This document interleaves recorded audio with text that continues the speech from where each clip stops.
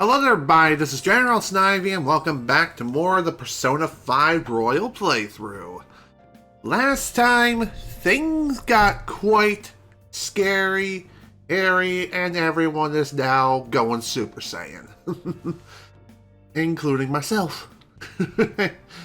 So in today's session, we're going to be venting out that sort of thing. Also, hello, Buku, Lo, and Unguard the Goat. Yeah, welcome to the stream. Glad you could make it. Anywho, like I was saying, oh, the EBP Discord server. I don't think I've heard of that. Well, whatever. As I was saying, we're going to be venting out our anger today. So, let's go ahead and hit the hay and get ready to have some fun. I feel a strange weight pressing down on my body. Is this the stress of Kamoshida's threat weighing down on me? Nah, I think it's just Morgana.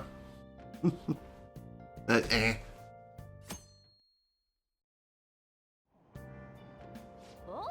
may be crowded, but it looks like you can still grab a seat if you're lucky. While we're riding the train, we got some downtime. I wonder if we could put it to good use. So, what he means by that is, during certain days, and I believe these are predetermined throughout your entire playthrough, if you manage to grab a seat while riding the train to school, you can use this downtime to read any book that you have in your possession. More on that later. What's wrong? You don't look so good. I haven't been feeling well lately. My head's all foggy and I have no energy. I tried every drug at the pharmacy, but nothing works. Do I have some new virus? Well, that's not good. Is this the onset of a psychotic breakdown? What should I do? Am I going to die? Calm down, calm down. Let's go to the clinic. Come on. I'm sure the doctor can prescribe something that'll fix you right up. Doctors have the best medicine, huh? Hey, wasn't that one customer back at LeBlanc a doctor? Do you have a cold? No. I just thought it might be nice to have some strong medicine to use in the palace. Morning. Yo, morning, Banjo. What are we you doing here? Let's head to school together. I mean, it's right there, but whatever. I mean, to be fair, I was kind of having a chat, listening in on the conversation and all. Hey, we're meeting up at the hideout after school, right? Don't text now, we're in class. Whoa, you mean you're actually listening to all this crap? Yeah, but none of it is really sticking today. I know, right? Anyway, hideout after school? Where exactly is this hideout? The school roof. Wait, you can still go up there? Yeah, I'll let you in. Welp, I'll be waiting. Just come on up once school's over. Gotcha. I'm gonna find you if you're late. Hey, Kazooie! Yo, you, pay attention. Is that how you listen when someone's talking to you? I feel a murderous intent. Aha! Take that! Funny enough, during your first playthrough, dodging the chalk like that is impossible. And this is where you would normally get a tutorial of, if you raise a certain stat to a certain level, you'll be able to dodge the chalk every time. And this also applies during your New Game Plus run, provided that you bring over all of your save data, or more or less transfer everything, if you know what I mean. Oh, that was an epic dodge. I can't believe he dodged Oshimaru's throw. Is he a ninja? Maybe I am. Whatever. Well, whatever. Moving on. Hey. Ooh, you got the entire class's attention. Your charm has definitely increased. So, doing certain activities and performing certain actions raises one of 5 stats. There's knowledge, guts, proficiency, kindness, and charm. I've already maxed out all my stats during my prior playthroughs. During my second playthrough, the only thing I was missing, I think, was guts, which I managed to raise that to max very early on in the second playthrough. But regardless, though, certain activities will raise these stats. And charm is a little bit tricky to raise, but once you figure out how to raise these stats, it's all a matter of grinding these things out. Keep in mind, though, that for the most part, you're more than likely not going to be raising all of these to max during your first playthrough. I don't know if it is possible. If it is, you have to dedicate all your time to it. But regardless, though, I'm just saying, don't be such a worrywart of whether or not you're able to raise these stats as high as humanly possible during your first playthrough. Save it for the second playthrough onward. And then you'll be fine. And I'll get into more important reasons why you want to raise these stats a little bit later. For now, let's just continue. Excuse me.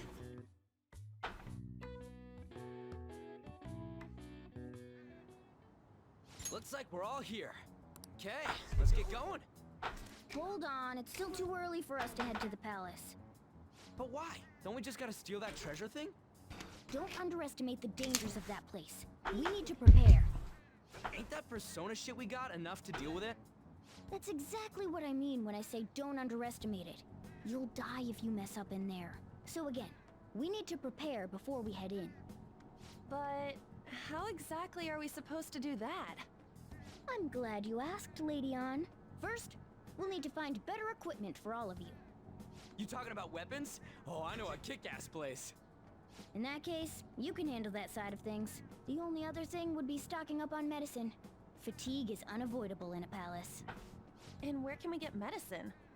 Don't worry, I know just the place. I hope you look forward to it, Lady Ann. Now then, he and I have some business in Yongen, so let's head off for today. Okay. What business? Just come with me. I won't be able to get close enough by myself. Fair enough. I mean, he looks like a cat. Talk. Hey, remember that customer you met at LeBlanc yesterday? The doctor who prescribes medication after a quick examination? She was sitting at the booth. Yeah, I remember. Actually, I just realized something. If she's the kind of doctor who gets sketchy rumors like that, maybe she'll help us out. hey, She's somewhere in the neighborhood, right? Take me to her. Alright. Seems fair enough. hey, Wow, looks like they have a lot of things. First though, we need to find that clinic. Yeah, you can't really do much after school as of yet. That's not until a little bit later in the month, in-game. Now, how can we get them to give us some medicine? We'll need to be honest. How do you expect normal people to understand what a palace is? This is the clinic that... Actually, we'll make something up. Well, I guess that's the only choice we have. We'll just have to go for it. Alright, let's step inside. Well, Is this your first visit? I feel like I've seen you somewhere before. At LeBlanc. Well, whatever. So what are we here for today? My body feels lethargic. Fine. please head to the exam room.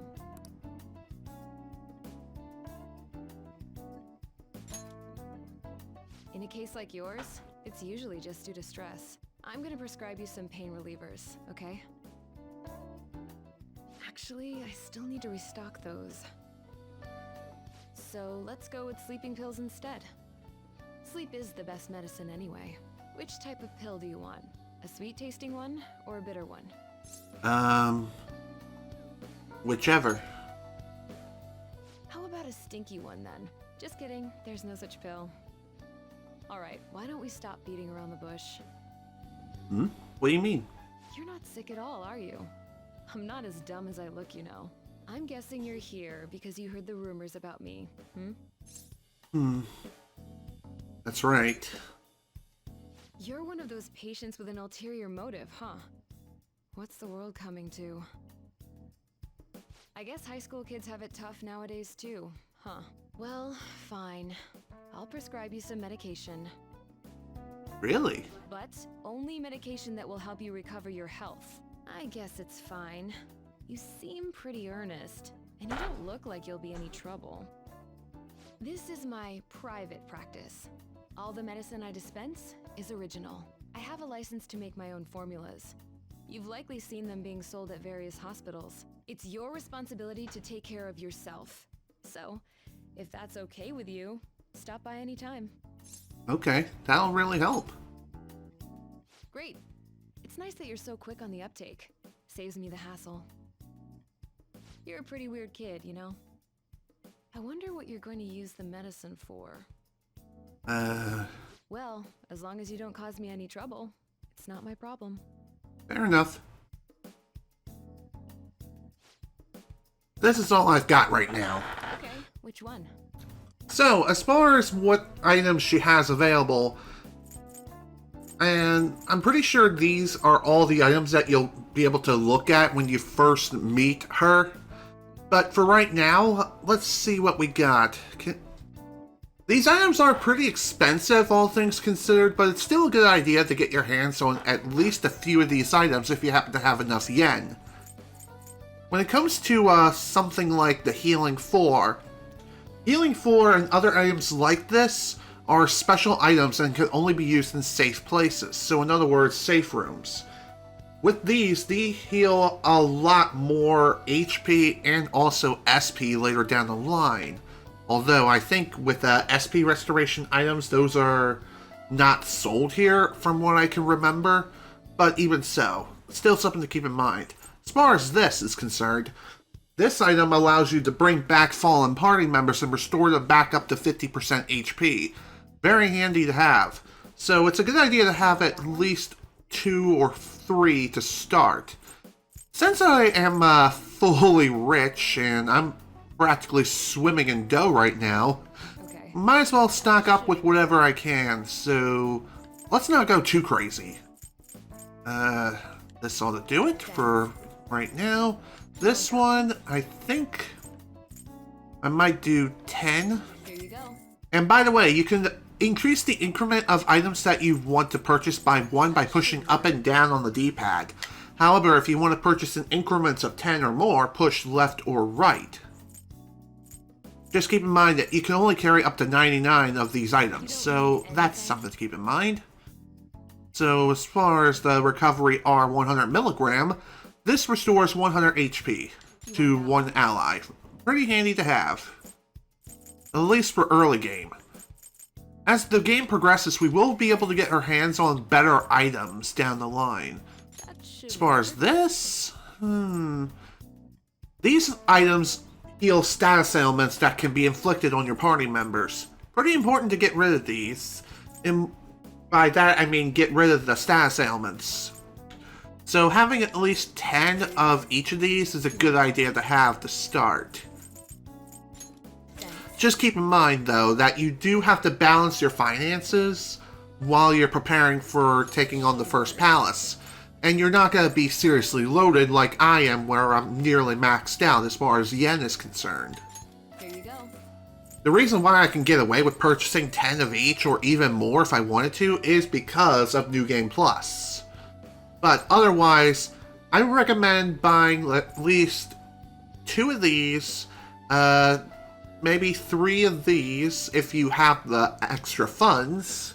As far as these, buy 1 of each. The 50 milligram, I would say that's a good buy. If you happen to not have much funds left after buying everything else, buy at least 1 or 2 of those. And if you happen to have enough money for this, then buy at least 1. Otherwise, this is really all we can get for right now. Take care. Then good luck with that.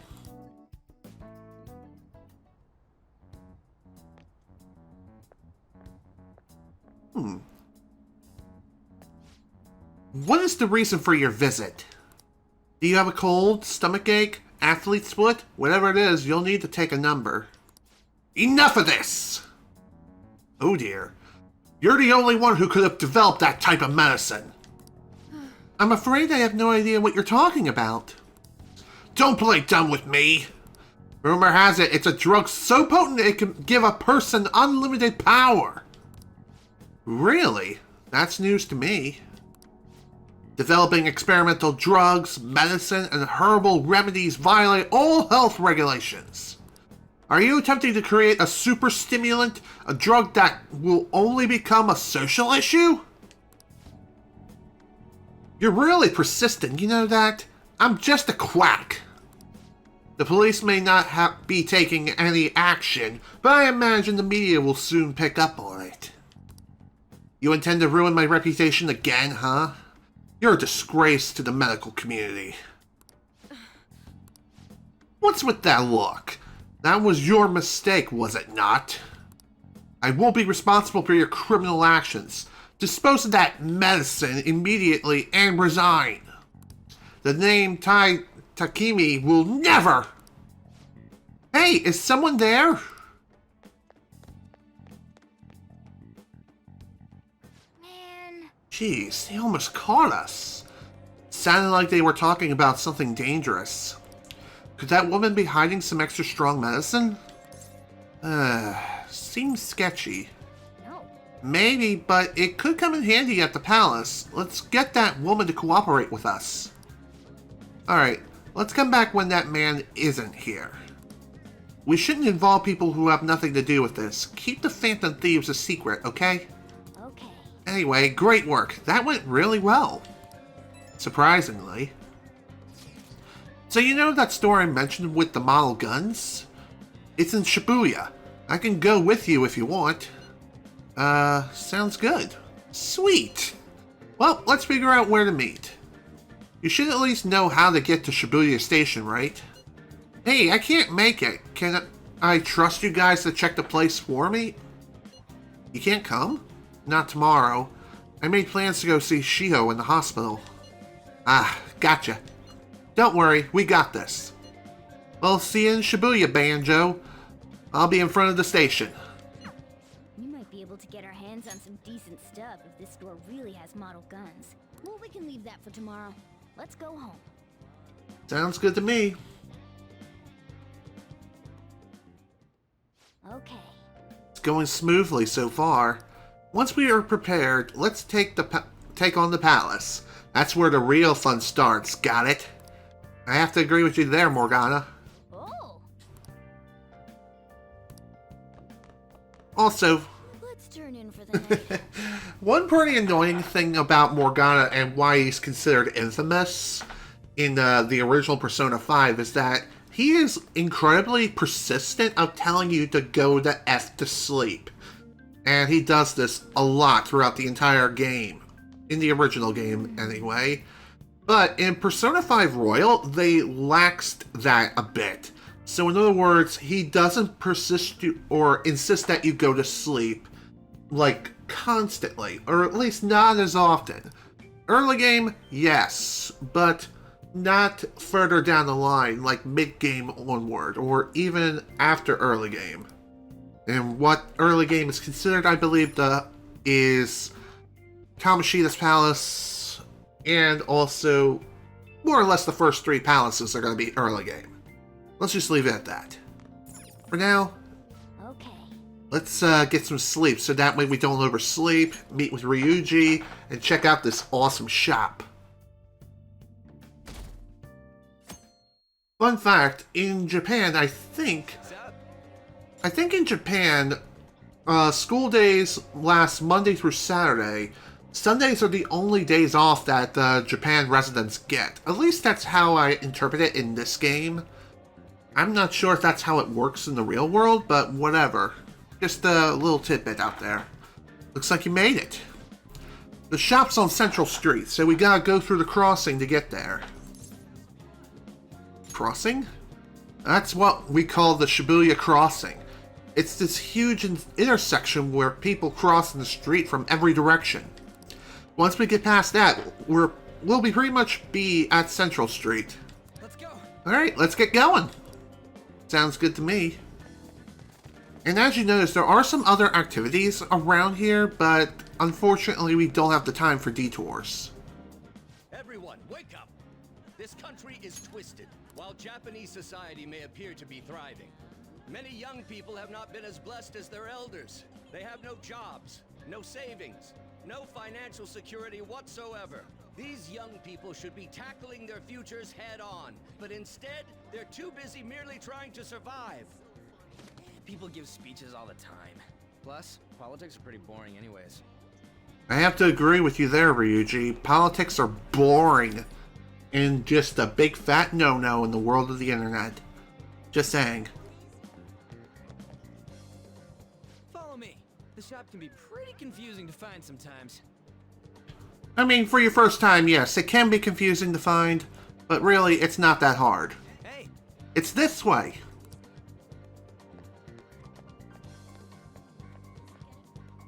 Yeah!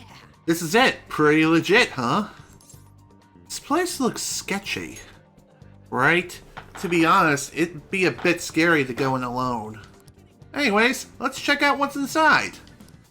What's kind of hilarious about this is that a big difference between the animation and also this game is that in this game, Ryuji is the one who suggests that we explore and take a look at this sketchy shop. But in the animation, Morgana's the one that makes the suggestion. So what the hell is up with that continuity error is beyond me. I mean, if Ryuji brought in a gun from the metaverse, aka a model gun, how is it that he doesn't know about the shop in the animation?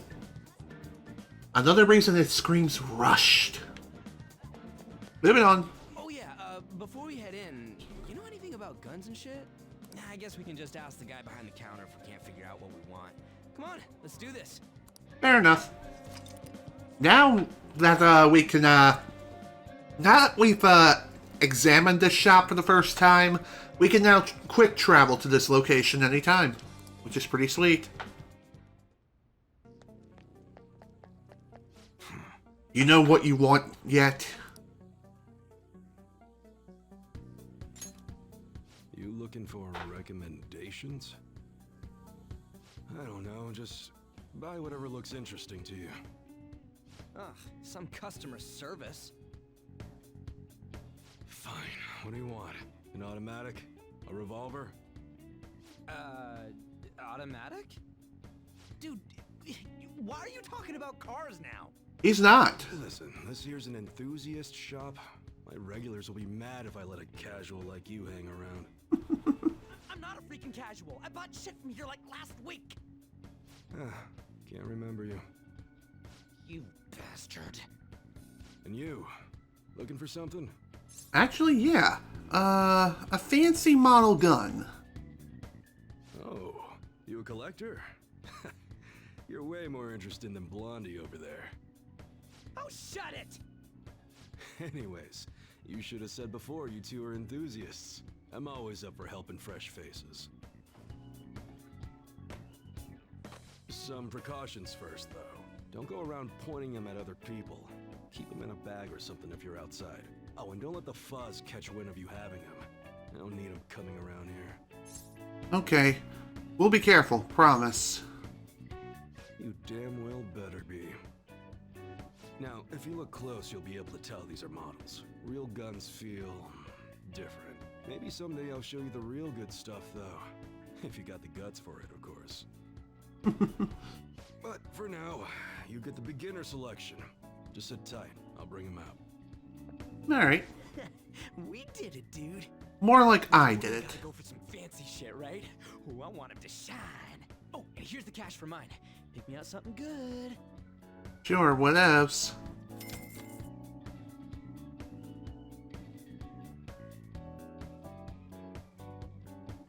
So, welcome to the weapon shop tutorial, I guess. Here you can buy different types of equipment. You can purchase model guns, which are ranged weapons, melee weapons, protectors, which are like armor, and accessories at the airsoft shop. Melee weapons will increase the power of your normal attacks, which will be useful for those who want to defeat enemies without using skills. Ranged weapons increase the power of your gun attacks. These deal more damage than melee weapons, so they may be more useful against tough enemies. Very true. Protectors decrease the damage you take, vital to lasting longer in battle. Accessories have a variety of effects, such as providing skills and protection against status ailments. And as far as weapon selection is concerned, I'm pretty sure that the weapon selection is limited. Yes, it is limited as soon as you start your playthrough, and you can buy weapons for each of these characters here. And, of course, viewing the different weapons that they have on offer is a fairly decent idea. Of course, you may see that the An currently has her default equipment selected. I've yet to change her equipment around, which I will be getting to that. But even so, when it comes to weapons, try to prioritize buying melee weapons over ranged weapons, in my honest opinion, as the melee weapons are going to be more useful in the long run versus long-range weapons, in other words, guns. Okay. The guns here on offer, well, the weapons here, they do pack quite a punch, but they're limited in ammo capacity, and honestly, I don't know what else to say, other than the fact that they may have high attack power and such, but they are incredibly expensive. For early game, I would highly suggest, like I was saying before, buying melee weapons first and foremost for everyone that you can. Try to buy the best weapons that you can with the highest attack power, accuracy, etc., etc. So that way everyone could stabby with efficiency. And if you have funds to spare, which at this point you more than likely won't, you should instead put those funds towards buying new guns. Protectors are kind of secondary, but it's still a good idea to pick up some good armor if you possibly can. For the most part, the armor which you can purchase here, they do increase your defenses and evasion stats, but a lot of them don't provide any additional effects towards them. Not until later in the game when you can get your hands on some really sweet armor. But the armor of which you can buy is not as good as the later late game armor. Just saying. And as far as accessories are concerned, accessories are just that, accessories. Accessories provide various effects such as resistances to dizzy, forget, sleep, etc. You won't be able to find anything super useful like the SP adhesives. You can't buy those here for some reason. Those are provided by someone else, which is kind of weird. You can also sell stuff here too, so any sort of unused or unwanted items, you can sell them here for a decent sum of cash. So if you happen to have some older weapons that you are not really using, or if you have some extras of, you can go ahead and sell those here for a few extra yen. Just keep in mind, doing this is not exactly the best way of getting cash. That would belong to selling treasures. We weren't able to get our hands on any treasures during our first few visits of Kamoshida's palace, but once we return, I believe the plot will progress enough to the point where we will be able to get our hands on some treasures, in which case the treasures' only purpose is to give you lots of cash if you happen to have a whole bunch of those treasures. Just again, keep in mind that you can sell other items besides treasures, and some of them are actually pretty worthwhile to sell, but again, keep in mind you can get more money from selling treasures. But we don't have to worry about that right now. Come again. Oh yeah, there's something you should know. I don't buy off any model guns from other people, so keep that in mind. I don't want to deal with any problems buying something that's already been modified. Later. And that's all I gotta say. Okay then. You going home already? Anyways, I'll have you do the choosing from now on. get me the strongest looking one. I already have, but I still gotta do that for On. Boss, did you hear? Apparently that subway driver from the accident was acting really odd during his testimony hearing. You talking about that psychotic whatever thing people are going on about? Yeah, I heard it completely alters your personality. The news is saying the driver couldn't even speak when they tried asking him questions. Only an idiot would believe a preposterous story like that. Oh, and sorry, but we're closing soon. How rude. This must be why you don't get many customers. Your coffee's actually not half bad. The beans must be lamenting the sorry state of this store. Thanks for stopping in. Please come again. I'm only trying to help you fix your business. Thanks for the coffee, at least. Sheesh, what an ass. Jeez, what a pain. Oh, what do you want? If you're bored, go wash some dishes or something. Okay, how's business? Doesn't concern you. It's all good as long as the shop doesn't fail. I'm not gonna go wearing a fake smile. Is that a motto of yours? No, it's nothing like that. As long as I'm here, the world leaves me be. No annoyances or troublesome people to deal with. It's like my own personal hideaway. I'd be kind of screwed if I lost it. But I guess you would be too. So you better at least try and be useful around here. Anyway, I'm leaving now. Don't cause any trouble. Alright.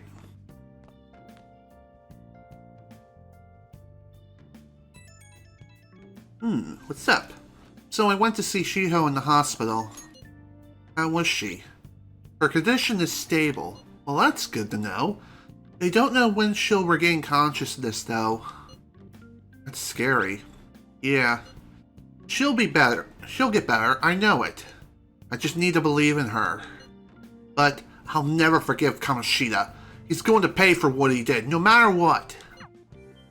We're just about ready to go to the palace. We just need to assemble some infiltration tools. Clean off that desk back there so we can use it.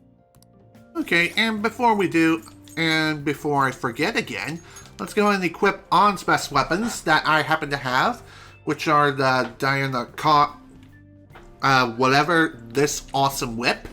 As far as On's weaponry is concerned, she wields submachine guns. So I believe her starting weapon is a Scorpion SMG, and her later weapons are of different varieties. For whatever reason, the gun model displayed to represent her weapon of choice is that of a mini Uzi. I think she does get her hands on an Uzi for one of her weapons, but it's not considered the best one in the game as far as I know. Now, as far as this is concerned, let's go ahead and do that. Accessory, give her the SP Adhesive 3. I can find it.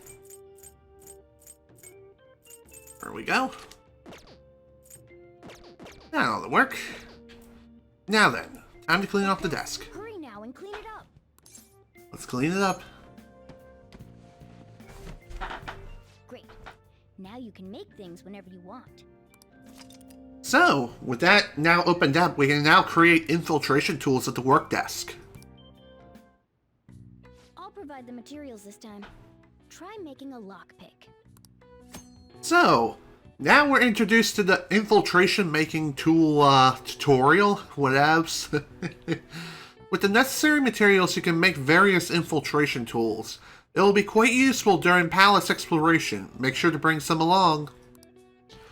Making tools will cause time to pass, but it will improve your proficiency as well.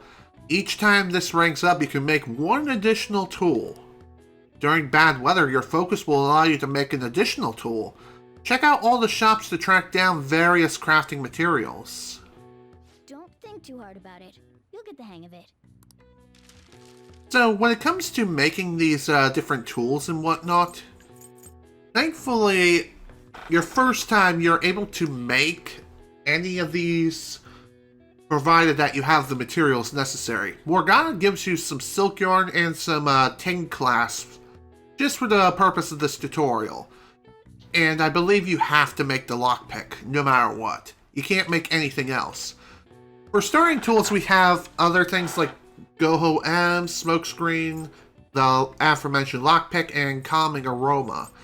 And for battle tools, we have Vanish Balls, Spotlights, Molotov Cocktails, Freeze Spray, Stun Guns, and Air Cannons.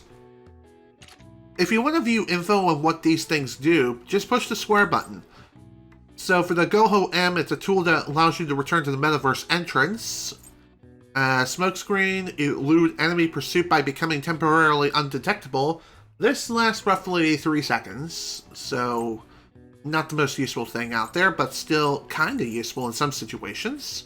Calming Aroma, a tonic that calms an enemy's nerves, lowering a palace's security level. Pretty useful if the security level gets way too high. As far as battle items are concerned, the Vanish Ball guarantees escape from battle. Not all battles apply, and those battles are like mini-bosses, sub-bosses, and bosses in general. So keep that in mind. Regular enemies, yeah, you can use this to make a quick getaway.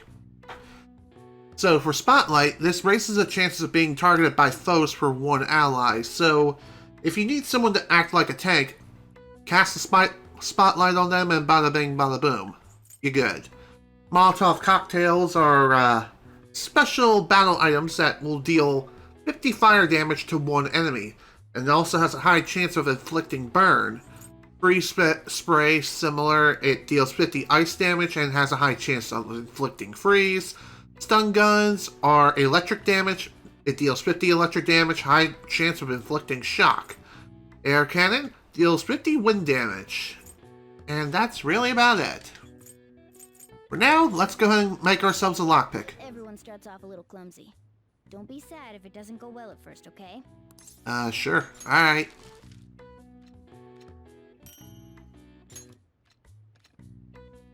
Great. We should be able to use this. Yeah. Funny enough, whenever you work at the workbench, you will be able to raise your proficiency a bit every time you make some infiltration tools. We should be ready now. We're heading into the palace tomorrow. Let's get some sleep. I'm with you there, my friend.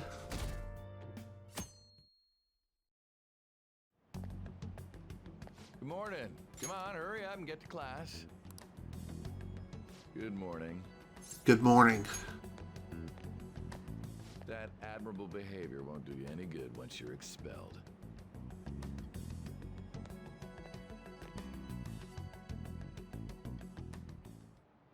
Well, that wraps up the homeroom period.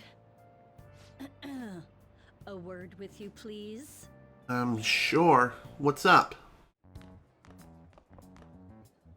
There's something I'd like to ask you. It won't take long. Oh, hello. I see you're already getting on top of the problem I'd mentioned this morning, Miss Kawakami. I appreciate the support. Thank you again. Oh, you know this guy, Yoshizawa? Yes, he lent me a helping hand earlier. I recommend you steer clear of the likes of him if you have any consideration for your future. Remember the discussion we just had? There are a number of students in this school you shouldn't get involved with. This one's at the top of the list. Oh, the delinquent transfer student? Sorry to interrupt, but I need to use the guidance office. Oh, pardon me. We should be going too. Don't want to get in the way of guiding this delinquent and all. Please excuse us. After you. Very well. I'm gonna get straight to the point. Did something happen between you and Mr. Kamoshida? Why do you ask?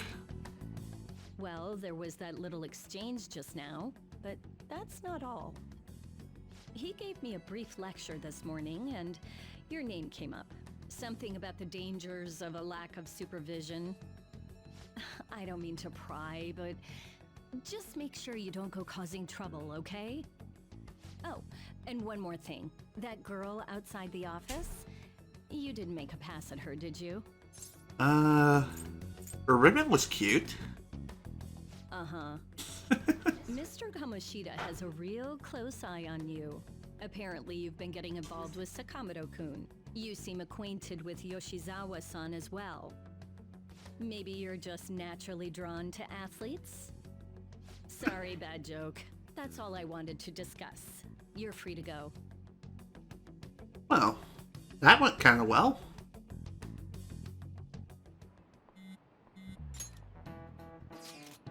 So I saw Kamoshida at the school gate this morning. He was just standing there looking at me with this shit-eating grin on his face. And just standing there. Menacingly! Ugh, that's annoying. He was probably mocking you. Honestly, seeing that got me even more fired up about this. We're definitely gonna pull this off. Yeah, I'm worried about Shiho, but I want to concentrate on our operation too. And I won't let myself get exhausted like last time. The board meeting's May 2nd, right? We gotta take care of him before then. I'm ready for this. Same goes for me. Me too. I'll do my best. No going in without me, okay? Yeah, you better let us know if you're going into the palace. That I will do.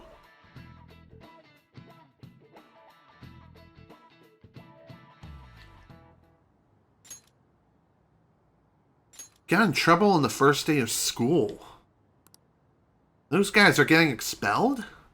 Nobody wants a troublemaker in school. Everyone's got high hopes for the new girl, Yoshizawa-chan. Damn, she's fine. I wonder if I have a shot with her. Sorry, she's taken. Okay. It's finally time to set the plan in motion. I bet the others are ready to go and waiting on your signal. Well, I'll leave the planning to you. So, now we're introduced to the palace infiltration deadline. If you cannot execute the plan by the deadline, then it's game over. Keep vigilant and be aware of the time remaining.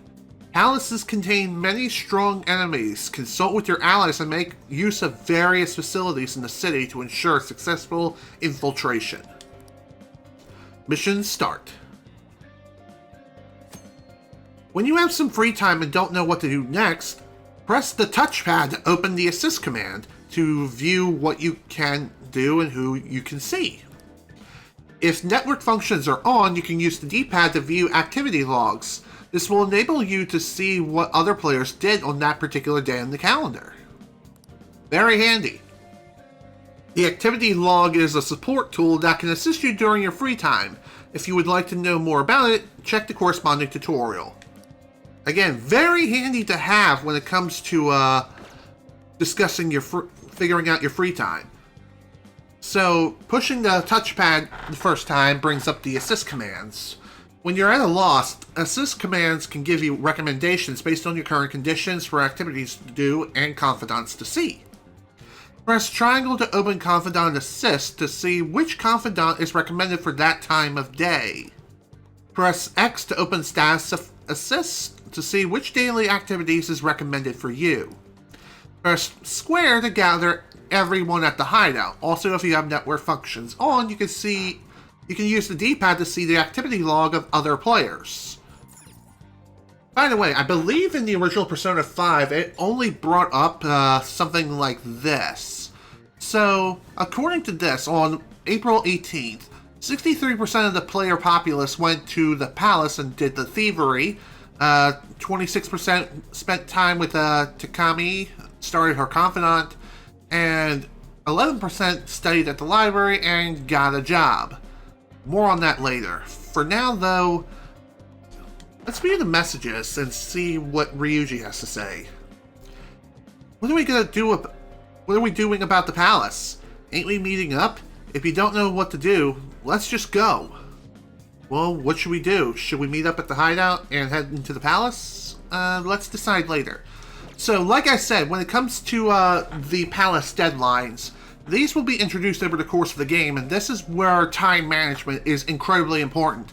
For anyone who's played Fire Emblem Three Houses knows exactly what I'm talking about, but this takes it to the extreme. So, how this works is that as you progress through the game, and just go about your daily life, the days until expulsion in this case will continue to count down as the days pass. If you happen to reach the end of the deadline and you're not able to complete the palace, then it really is game over. So in this case, let's see. Normally, in most other situations, this particular date, or the date of the deadline, will be pulsing red, which means that this particular date is the final date that you have to act. So you need to keep this in mind. So in this case, we only have 14 days until expulsion. So, as the characters mentioned, so 1, 2, 3, 4, 5, 6, 7, 14. So May 2nd is our final day. We have to make sure that we finish the palace by that date. If we fail to do so, then it's game over. What happens in that situation is that you'll get a failure cutscene, and afterwards the game is over. At which point you'll be given the option to roll back time to 1 week prior. If you manage to do this, then you'll be able to continue on and try to progress a little bit further in the game. Just keep in mind that any time that anything that you've done within that 7-day period of 1 week prior to the deadline gets completely wiped clean, unless you reload a save from within that timeline. So that's something else to keep in mind. Again, time management is important. I would do your damnedest to complete these palaces as soon as humanly possible. That way, you're able to use the remaining time to do whatever you want. So, let's go to the palace. Oh yeah, let's meet up at the hideout then. Let's give 'em hell. I hope you all understand that our time limit is May 2nd. We basically just have to go to that castle and steal the treasure from Kamoshida, right? But wait, what even is a treasure? I want to know that before we do anything. A treasure is the physical form of the palace ruler's distorted desires. In other words, it's the core of the palace. Once we steal it, the palace will crumble. I think. Having said all that, even I don't know what Kamoshida's treasure is going to be. And where can we find it? There's no way of knowing that until we go in and find out. But if I had to guess, I'd say he has it locked up somewhere in the depths of the palace. I think I get it now. We just gotta find the treasure, yeah? Pretty much. There's just a lot we won't know until we go in. In any case, our objective is to find the treasure's location somewhere in the palace. Make sure we go about this with time to spare so we can avoid any unforeseen circumstances. I expect great things from you guys. Well, enough, he's exactly right when it comes to that. So, whenever you meet up at a hideout, you'll be able to do a few different actions before heading in. Check your progress with the hold meeting option, listen to your friends' opinions, and decide the best course of action. Selecting Infiltrate Palace will take you to the palace. You cannot purchase items while in a palace, so be sure you're well prepared. It will be nighttime when you return from a palace. If time runs out, it's game over. Keep an eye on the time remaining. Very true. So, if you do plan on infiltrating the palace that day and you still have some prep work to do, feel free to explore around the city and gather some additional supplies if needed. And if you have funds to spare, feel free to buy some new items. So, before we head out, there is some exploring that I kind of want to do first. And thankfully, you can get everyone back together at any time if you so wish. I think if you want to do this, you just have to bring up the, just hit the touchpad and just hit square to go to the hideout. You can also fast travel to the hideout too by selecting hideout. So, that's something else you can do. So, before we get going, let's learn about Confidant Locations. When looking at the rail map, a card icon may appear by the name of a station. This hints that there may be one or more confidants in that area. You can view the names of the confidants and information about the area by pressing square. If no one has sent you an invitation to hang out, try seeking who's around, or try checking who's around. You can do so very easily by pushing square while hovering over a city location. So in this case, there is a doctor, or there is the doctor whom we can start the confidant with, but I don't want to start that just yet. There's still some things I want to do first. So let's fast travel to the airsoft shop. Hello Moxley, welcome to the stream. Glad you can make it.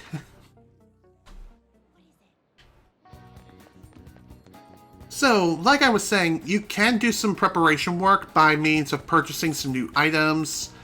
And since I have the funds to spare, let's check out some of the other places we can go. First is the bookstore. What can I get you? As far as the books are concerned, buying these books is entirely optional. You can go through the entire game without buying any books whatsoever.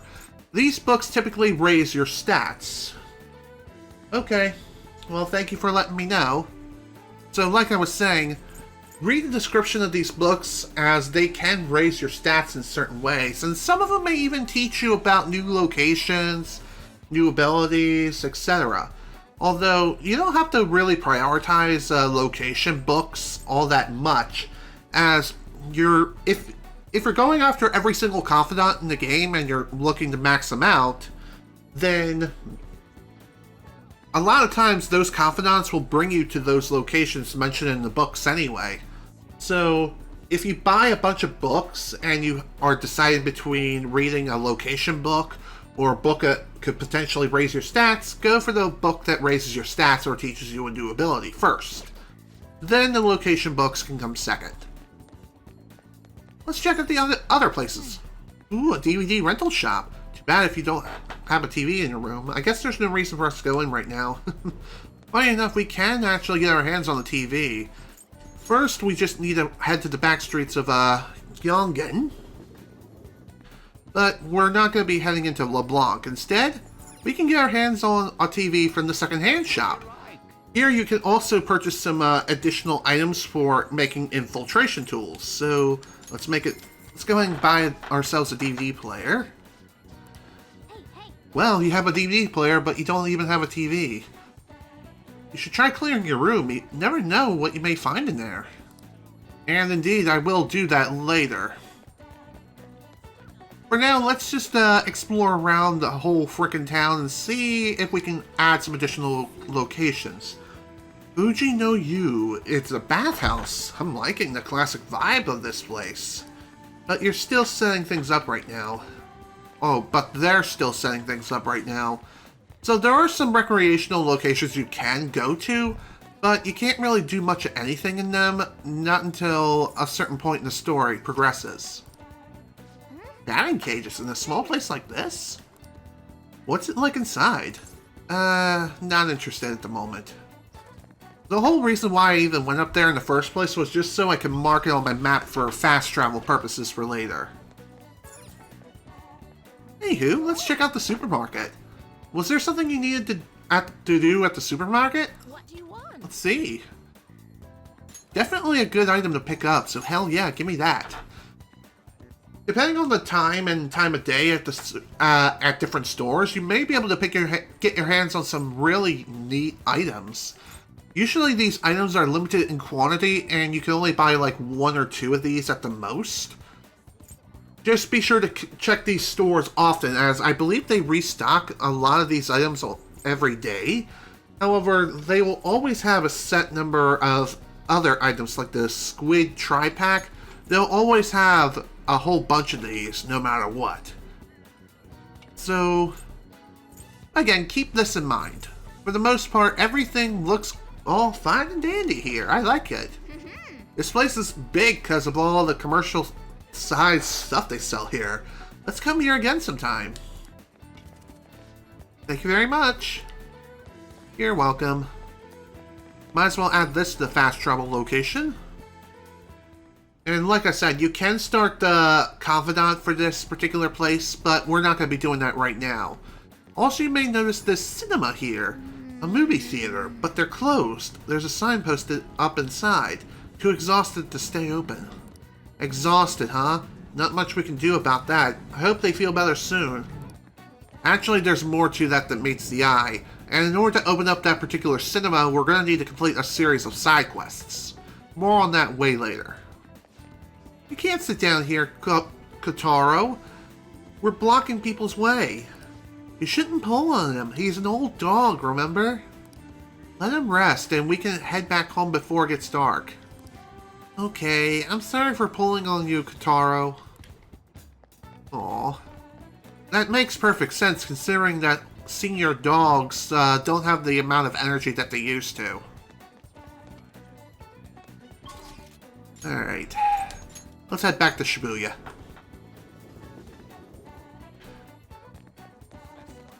Also, now we can take part in this lovely activity, the lottery stand. Welcome to our lottery ticket booth. What would you like to do? I would like to buy a lottery ticket. Thank you for your purchase. Our result will be announced in a week on April 25th. Please look forward to it. So, when you buy a lottery ticket, each lottery ticket for the most part costs 3,000 yen, with one exception later. But, no matter what, you'll always win something from the lottery. Whether it be a few hundred yen or maybe even a couple thousand. It really depends on, I really don't know. I'm not sure if it's random or if it's predetermined. Hello. I'm scheduled to give a speech here tonight. If you're interested, I'd love for you to come. I want young people like yourself to hear it. The speech highlights a person's ability to attract others. What's your take on this guy? I sense experience emanating from him, so he may be good at it. If that's the case, we should go. But it's at night, so we won't be able to attend without the chief's approval. So in other words, we won't be able to do something like that for quite a while. What's this? Welcome to the Underground Mall. Here we can buy a bunch of items that range from to okay at best. You can also find some fairly decent items here too. Just keep in mind they are very expensive. But again, a lot of these items do a lot of these items are very useful in one way or another. As far as these items are concerned though, these are pretty special considering that they have a little present icon representing them. Occasionally when you're out with your confidants of choice trying to raise their levels and whatnot, you might be able to give them a present. And depending on what the present is, you'll be able to raise their confidant, raise the chances of having that confidant level up a little bit later or the next time you meet them. These presents range from not too expensive to, holy crap, it costs this much for this little itty bitty thing? Like, seriously. But still, it's not a bad idea to buy presents for confidants if you happen to have the funds to spare. Although, when it comes to buying presents, I would prioritize buying other items over these, in my honest opinion. But that's just me. Also, jewelry items will give you some pretty neat bonuses if you happen to buy them. But really, you can get your hands on better items later down the line anyway. So, they're kind of a waste of money. Checking out the flower shop. Let's see what we got. Bio-nutrients. Who want good care for their plants. Okay. Let's buy 5 of these. And as far as other items, I think I'll just leave these at that. Let's continue now, shall we? As far as the accessory shop is concerned, these have some pretty neat items. But the thing is, honestly, these are not really all that good. What these do is that life bonus, life gain, and life surge, if you look at the details of these things, what these do is that they will raise your maximum HP and SP respectively. However, they're very expensive and really the skills associated with them are really misleading. You would think something like mana gain would mean that you're automatically replenishing SP, right? Well, no! That's not how it works, unfortunately. It just raises your max SP. I mean, it is useful, yes, but at the same time, it's also very misleading.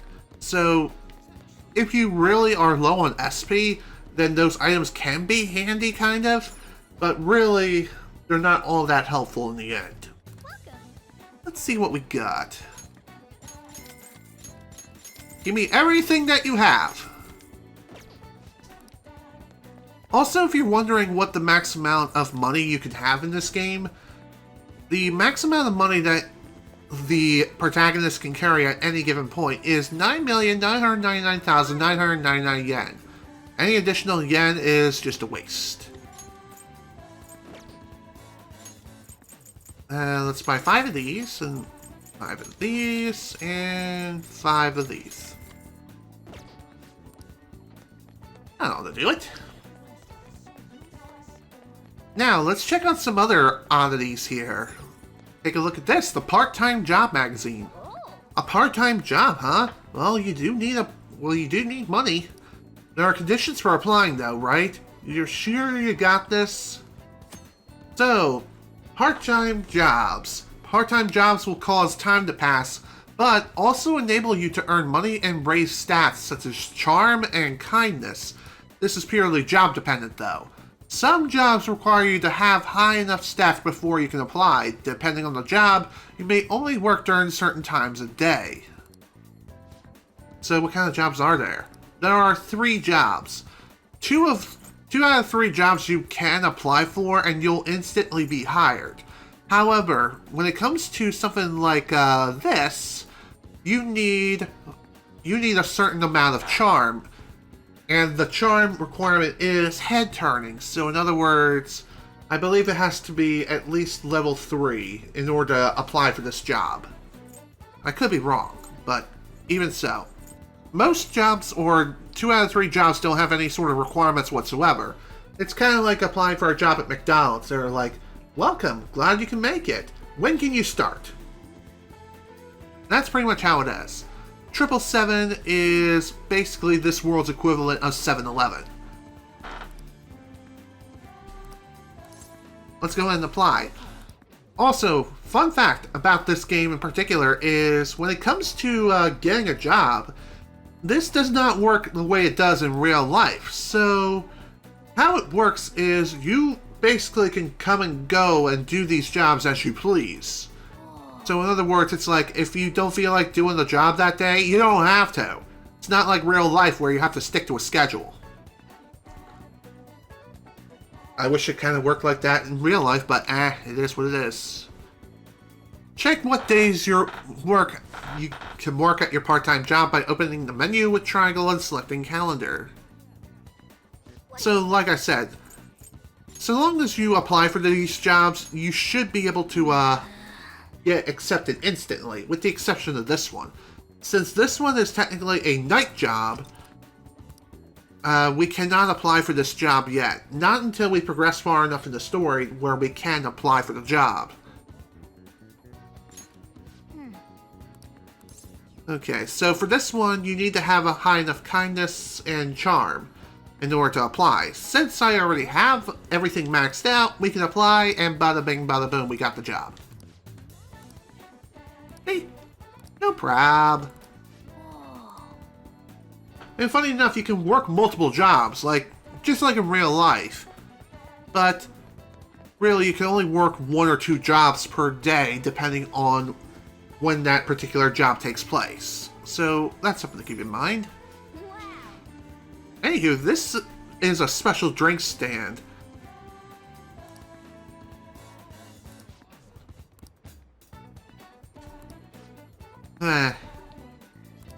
So on Sundays, in-game, you'll be able to purchase a special drink at the drink shop. I believe these, yeah, thank heaven, 7-Eleven.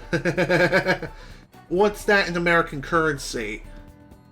I really do not know. I guess I can ask Siri what that is. Hey Siri. What is 900... No. Dang it. Hey Siri.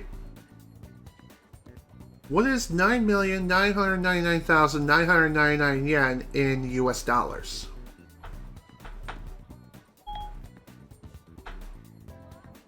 $9,999,999 Japanese yen is $90,689.78. Wow. Honestly, that was not as much as I was expecting. I was kind of expecting that to be a lot more.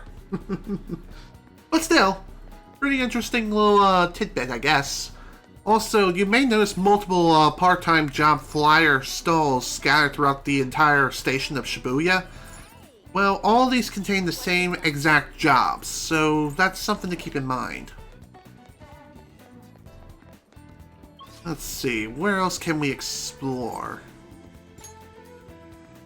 Obviously, Central Street is a good place to start. Anywho, let's check out this place, Big Bang Burger, which I believe is this world's equivalent to McDonald's. That, or it's Burger King. I don't know. It could be practically any burger or fast food establishment. So, Big Bang Burger, they're open 24 hours a day because there's no day or night in space, which is complete bollocks, because there certainly is. We are now offering a new limited edition spring item, the Earth Burger. What can I get for you? Let's order takeout. Thankfully, ordering takeout doesn't cost any time. So, Big Bang Burger offers some pretty nice items to start with when it comes to early game. So, let's go ahead and buy something like this. And again, the only thing you really have to worry about when it comes to measuring how good these items are is the amount of HP they restore. And really, that's about it. 30 HP to one ally, and 20 HP to all allies. You know what, I'll buy 5 of these Big Bang Burgers. That'll be good. Thank you very much. And funny enough, these items you don't consume. You instead just keep them in your inventory until you wish to consume those items, either outside of battle or during a battle. Let's see what the 777 has to offer, aka 7-Eleven. By the way, since we technically applied for this job and got accepted, we can now choose to work at this convenience store. But it will cost time to pass, but in addition to receiving money, your charm will improve. What do you want to do? And I believe you'll get additional charm if certain conditions are met while you're working. For now, let's take a look, and it looks like there's not really a whole lot that they have on offer that's really all that useful, all things considered. At least at this point in the game, and I believe it stays that way for the entire playthrough. Now for the drugstore. This is a pretty interesting place, as honestly, in my opinion, this place is not really useful at all. Because even though they have some pretty dandy healing items, they also tend to lower stats. And by lower, I mean they lower them during battle. And I think they can only be used during battle. So, yeah, that's not good. That's not a good trade-off. Healing items. Healing items just to have them completely wreck your face in. So again, read the description before you buy any of these, as they may not exactly be all that helpful in the end. But something like this, since it technically doesn't have any downsides, might still be useful. So there we go.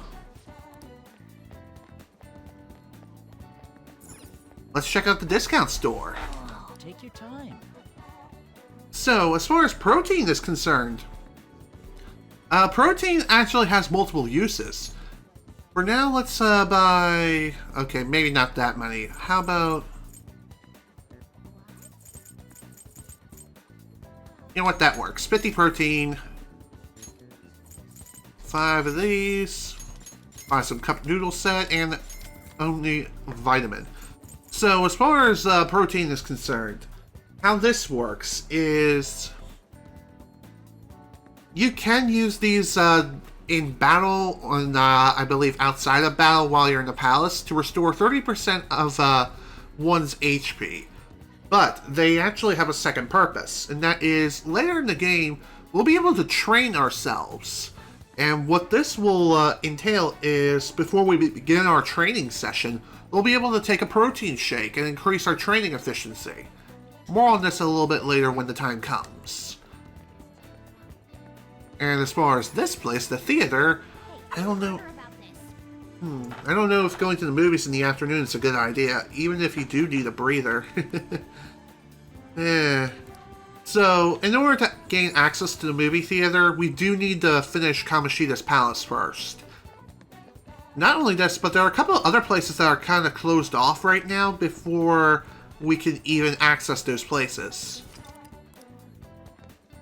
There is a restaurant around here which we can technically take a look at, but again, we can't really go inside or do anything with it whatsoever, as for story reasons, it's currently being renovated. It says May, so in other words, we're gonna have to wait a little while before this place opens up. So basically, wait until after the Kamoshida mission deadline before you can even access this place. As far as this place is concerned, this place unfortunately is only open at night. And again, you can go in there to work, but really don't worry too much about it. Now the gym. Unfortunately, we can't do much of anything at the gym at the moment, which kind of sucks, but alas, it is what it is. You gotta do what you gotta do. Excuse me. Alright. I think we're about done when it comes to prep work. Oh, welcome. Alright.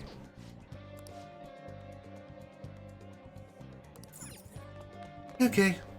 So the school store doesn't really offer very useful items in the all things considered, but they can be kind of handy for early games, so it might not be a bad idea to buy some of those items from the school store. As the person was saying, on Fridays they have some really popular limited edition items, which heal the most amount of HP. Excuse me? But even so, they are limited. Keep that in mind. Oh, is this your first time at the library? There's a student over there calling for you. It's my job to explain the rules of the library to the first-time visitors, so when it comes to the library, you can borrow books from the library. Furthermore, if a desk is available, you can use it to read or study. More books will be added as the seasons pass. Stop by to see what they have. You're only allowed to borrow one book at a time. Once you finish, please be sure to return... Huh? A badge. Are you a second year? Oh, could you be that transfer student I keep hearing about? Yep. I knew it. I don't mean to be rude, but maybe you shouldn't come here. See, you're scaring the other students too. Oh, no, I didn't mean that you can't use the library, but you're not welcome anywhere you go. I guess there's nothing we can do about it. The other students are scared of you? I'm feeling more hostility than anything. Check out that study core. Looks like you can raise your knowledge and guts here.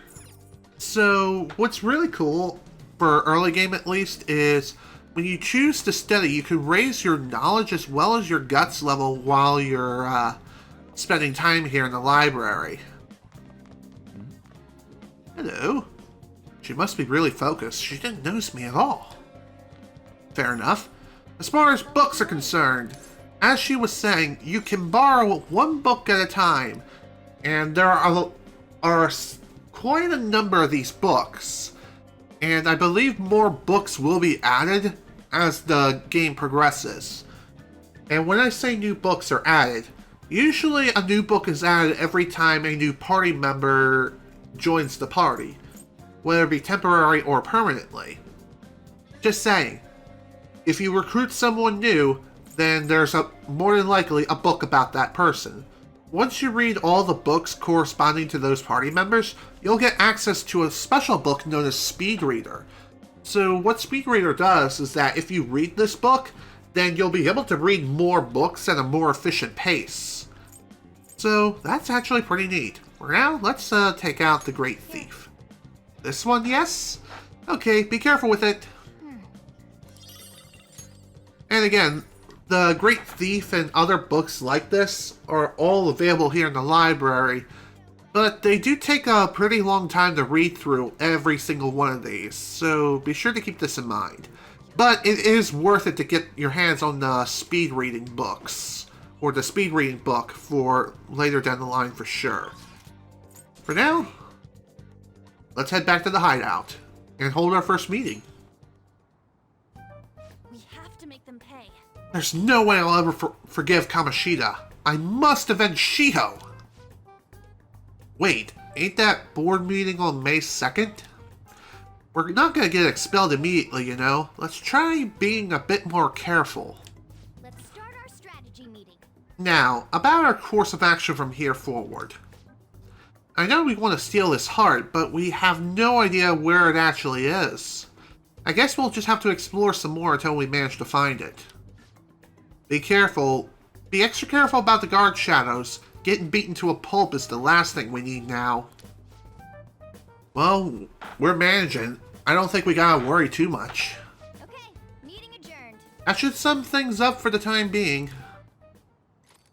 So again, holding meetings is a pretty good idea to gauge your strength and also figure out a best course of action, where things are currently at, and how are things progressing. So if you feel like you need to level up a bit, then doing so is not a bad idea. But again, like I said, you want to dedicate your time to finishing these palaces as quickly as possible. Okay, let's go. So with that in mind, let's head on in and finally get started after nearly an hour and a half.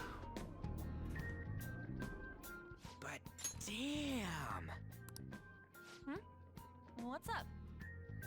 Nothing. I was just thinking we should choose a code name for you too. A code name? I'm Skull, he's Joker, and that's Mona.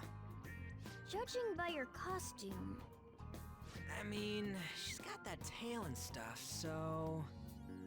What do you think? I got it. Sexy cat! Wait! Is that what you're going to call me from now on? I am so not down with this. What do you want to be called then? Something better than just a little cat. Maybe... Panther? That sounds pretty cool, doesn't it? It does. Why? 'Cause it sounds more... ferocious? she's a cougar. Don't call me that! More importantly, Kamoshida. Oh, right. Let's go.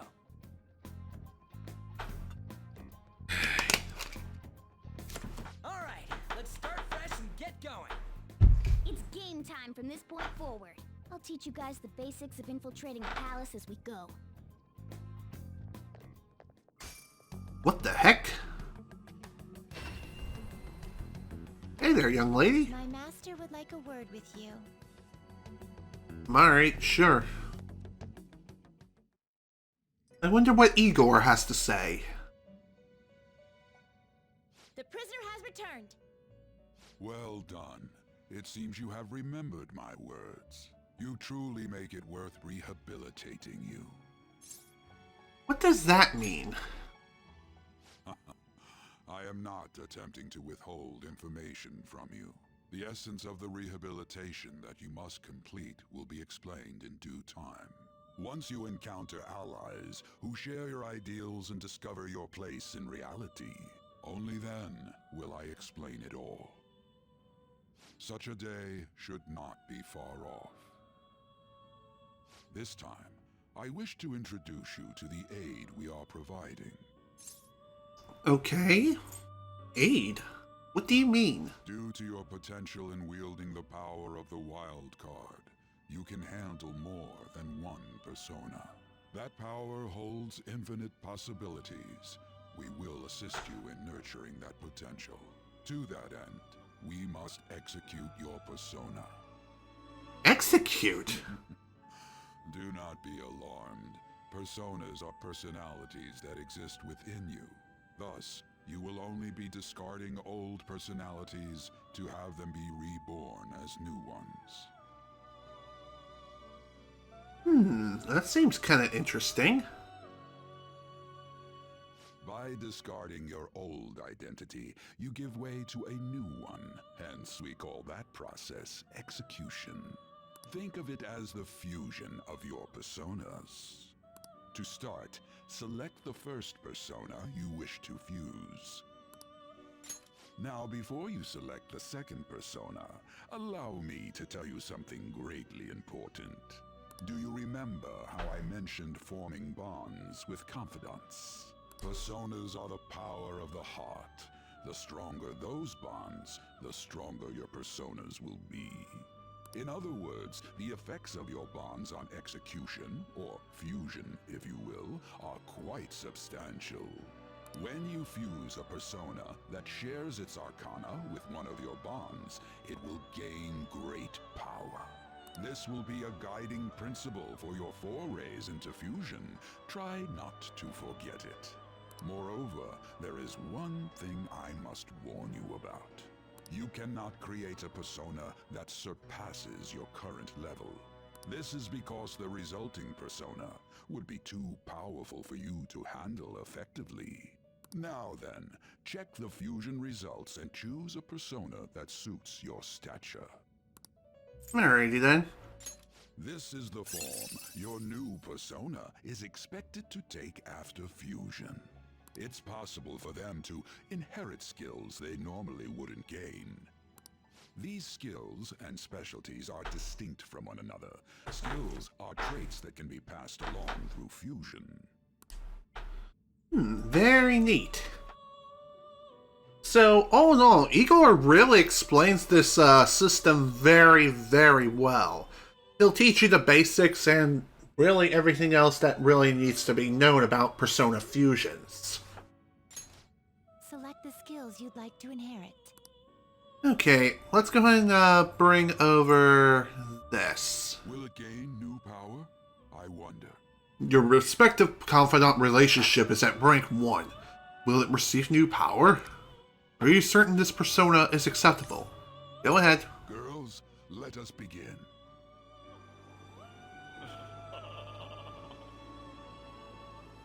I am Arsene, the other you who exists within. Though I may disappear this moment, I shall always be at your side. We shall meet again when your fate reaches its conclusion.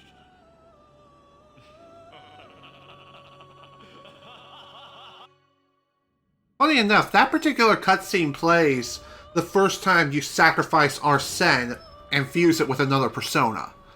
And also the fusion persona process. This is required for at least the first time, so at the very least you have to have Arsene and Pixie fuse into our new persona. Which in this case is Agathon. Me, Agathon! I'm going to use your new mask now. Use me! Use me! Use me! How about no? Lol. Behold, the Chariot Confidant is awakening your persona's hidden power. Nice! Also, the higher your Confidant rank is for that particular persona, the more additional experience it'll gain upon its creation. And then the rest is, as they say, is history, and straightforward. Ah, how impressive. A stronger persona has been born from the body and blood of the old. It shall be your new strength. What do you mean? Its worth will be made clearer when you return to the field of battle.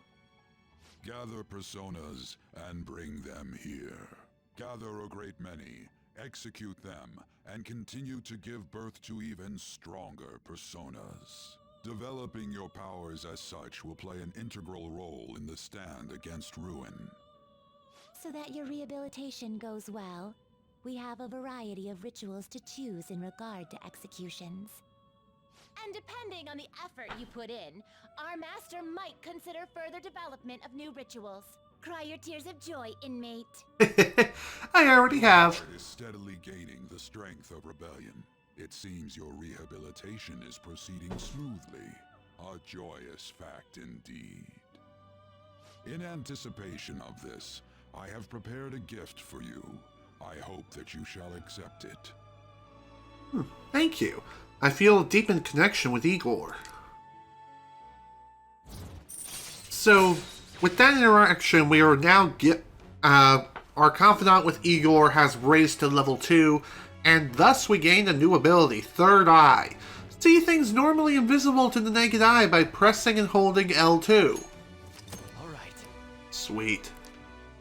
So of course, raising that Arcana level means we get more experience. More bonus XP, so long as the persona we're fusing into matches that confidant. So the Third Eye, we can now use the confidant ability Third Eye. Activating Third Eye in both the real world and in the metaverse will let you see things normally hidden. Use Third Eye to reveal various hints. That is a thief's skill, allowing one to tap into their sixth sense and see what is hidden in the dark. I believe you can handle it now. May you continue devoting yourself to further rehabilitation. Now then, if you have any requests, we will heed them. Wow, that's actually pretty dang neat, if I do say so myself. Persona Fusion, Confidants and Fusion, and Skill Inheritance has been added to the tutorial regarding Fusion. There is a lot to unpack when it comes to this whole thing, but keep in mind that the personas that you're fusing together, you won't necessarily be able to inherit every single ability that your previous persona has when you bring them over to the new persona. So I'm not 100% sure what determines how many slots you can carry over, but I do know that later down the line, later in the game, we'll be able to unlock a special opportunity where most of the time all slots will be opened up. But that's not going to be happening for quite a while. Anywho, if you have any questions, speak to the Twin Wardens. Do you have business with me? Please watch your tongue when you are in front of the Master. Let's speak to Igor. You've come. I have something to tell you. Even more names have been added to the inmate registry, and there are only a few empty rows remaining. Our master is pleased with your rehabilitation and has yet again bestowed a special privilege. So in other words, since I technically brought over my compendium, there's only a few slots left. We're giving you an even bigger discount on summoning from the registry. Not bad, inmate. You may have what it takes to fill this registry completely one day, or perhaps even, well, work hard towards your rehabilitation. Funny enough, that's not really supposed to happen until later in the game. So, when it comes to the compendium, what I have here, as far as the viewed/summon is concerned, all personas that I have up to this point, I've completed roughly 98% of the registry. For the most part, you should be able to view any and all personas of which you have left to fuse within this list, if you toggle the All Personas option. You can sort the amount of, or the personas by Arcana, by level, or by alphabetical order. You can choose to view whatever personas you have registered in the registry by selecting Registered Only or by All Personas. For the most part, this registry should give you a good idea of which personas you're missing in order to complete the compendium. However, there are some exceptions, and those exceptions are the ones which, well, those special personas you get once you max out a Confidant. So, what I'm going to do is, I'm going to summon some of my personal favorite personas here. Keep in mind that the more powerful the persona is, the more yen it'll cost to summon them. And the more you complete the Compendium, the bigger the discount you'll receive for summoning that persona. Since I have what is considered to be the ultimate persona next to DLC, This persona? yeah, I'm gonna go with this. Bring this guy out to play. You'll withdraw this persona? Yes, I will. This is your power. So, Sentinile is a new Game Plus exclusive persona, and the way you get him is rather convoluted. And we won't be able to even partake in the activities to even be able to do this until way later in the game. But if you manage to create him during a prior playthrough, then you'll be able to summon him at will. So again, he can only be created during a New Game Plus playthrough, so keep that in mind. And I'm pretty sure he does count towards the 100% completion of the Compendium. So, yeah, something else worth mentioning. So, let's see. Anything else worth summoning right now? Honestly, there's really not a whole lot I really need to summon per se.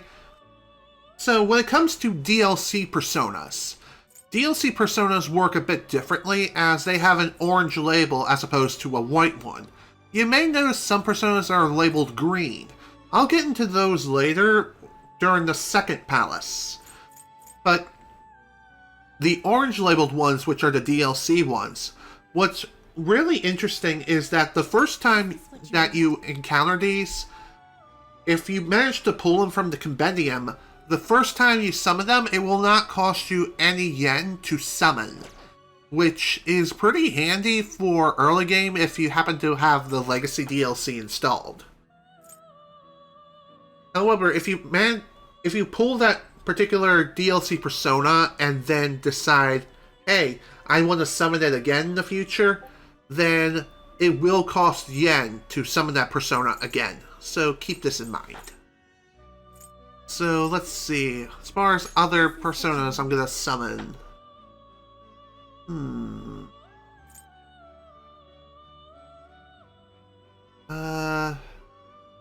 know what? This ought to be pretty good. Summon Lucifer, who I almost called Satan. Speaking of Satan, he's actually a persona in this game. Creepy AF, but still pretty sweet. As far as anyone else, honestly, I think I'm good with what I have. So as far as other options are concerned, you obviously have the option of viewing and summoning personas that you've had previously. Just keep in mind that summoning a persona does cost a fairly decent amount of yen. The more powerful the persona is, the more yen it'll cost to summon. So in other words, if a persona is level 99, then it will more than likely cost you at least 50,000 yen plus in order to summon. So that's something to keep in mind. As far as this option is concerned, any personas that you have in your inventory, you can choose to register them. Registering a persona is honestly not a bad idea, most of the time. There are some exceptions, though. So when it comes to this particular persona, I have technically registered it already, but I can compare its current stats to what I have registered previously during a prior playthrough. During my prior playthroughs, I've registered this at level 3, as I managed to get this via a negotiation. But since I technically made this using Arsene and Pixie, I can choose instead to register this persona. What's really cool about this game, and I really wish also was a thing in Persona 5 Strikers, is that you can select each individual persona that you wish to register. So if you happen to have a persona that technically that you have in your possession is weaker than what you have registered, then you can just select the ones you actually want to register by pushing triangle to select said persona, and select register, which is square. You'd like to register this? Yeah, go ahead. So, whatever personas that you have registered will then be overwritten by the new entry. So, if a persona that you register is weaker than the one that you've currently have in your possession, then the new one will take its place, and the same is also vice versa. So if a persona is not that strong in your possession, but it's super powerful within the registry, you can overwrite that entry with the weaker version. So, again, this is why selecting personas is rather important. Done already? Indeed I am. I need to return to the real world now. It is time, inmate.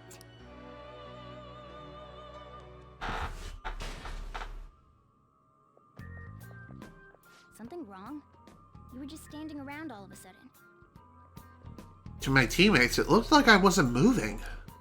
Why are you spacing out like that? It's kind of hard to tell what you're thinking sometimes. Let's just say he's a man of high caliber. We're counting on you, Joker. Thanks. So, where do we start?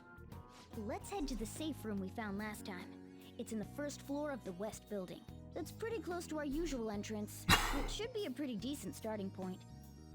Safe room? It'll make sense when you see it. Well, let's head out. Alrighty then. So, excuse me. Now at this point, we can fast travel to any... okay, no. What I mean is, we can now quick travel while inside palaces. Bring up the map with R1 and select a previously visited safe room to go there instantaneously. You can also quick travel from a safe room back to the palace entrance. Quick travel can only be used in these two locations.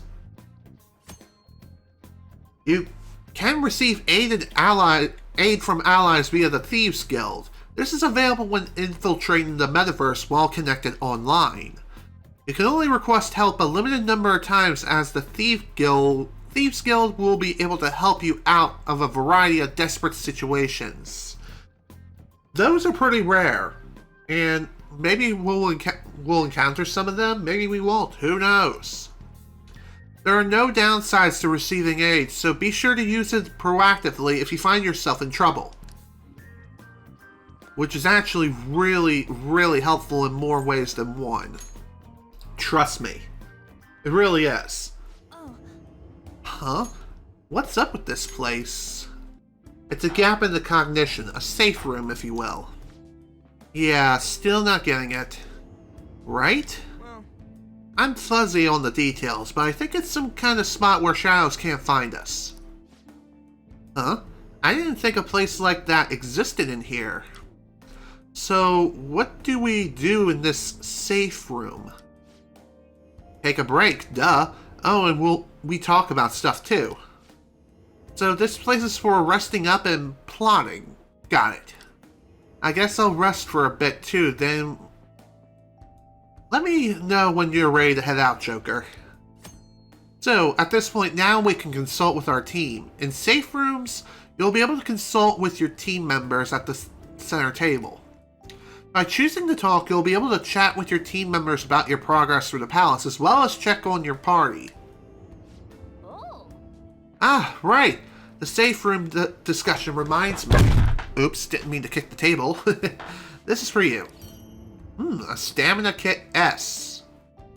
You can only use it in safe places, but when you do, it'll take care of all the exhaustion from our past fights. We'll let you decide when to use it. Just make sure the time's right. Safe room healing items are now being discussed. Some items, such as Healing 4, can only be used in safe rooms. I've explained this earlier, but just in case you missed that, let's explain it again here. You can use these items after you enter a safe room and select Consult. The areas where you can use these items are limited. However, they will greatly heal your party, so use them in emergency situations. Which, again, very handy. What are we going to do, Joker? Let's talk. What do you want to talk about? How's our progress? Hey, you think the treasure's bar? Didn't we just get in here? Based on how the castle looks, we still have a long way to go. This is amazing. I still can't believe a phone app took us somewhere like this. Well, not all of us need that app, you know. The cat can just come in on his own. What? I am not a cat!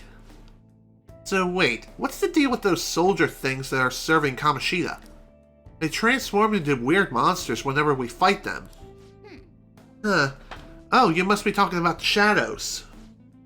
What are shadows? Yeah, I've been wondering about those guard dudes too.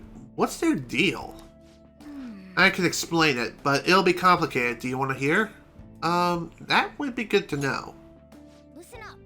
Deep in the innermost depths of every human's heart lies their true personality, their shadow.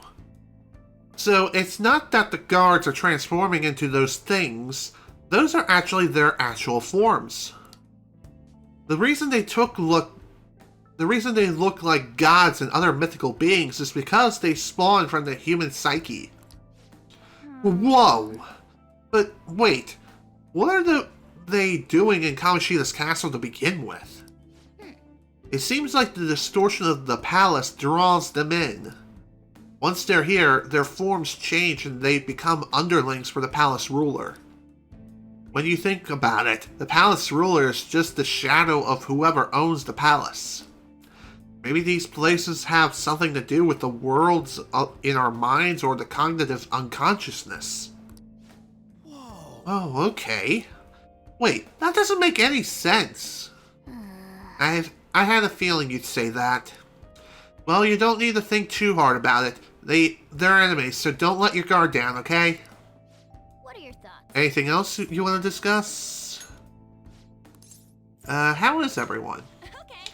I can still keep going. I think everyone else is doing okay too. Everyone still seems energetic. I think we can keep exploring if you're feeling up to it. What are your thoughts?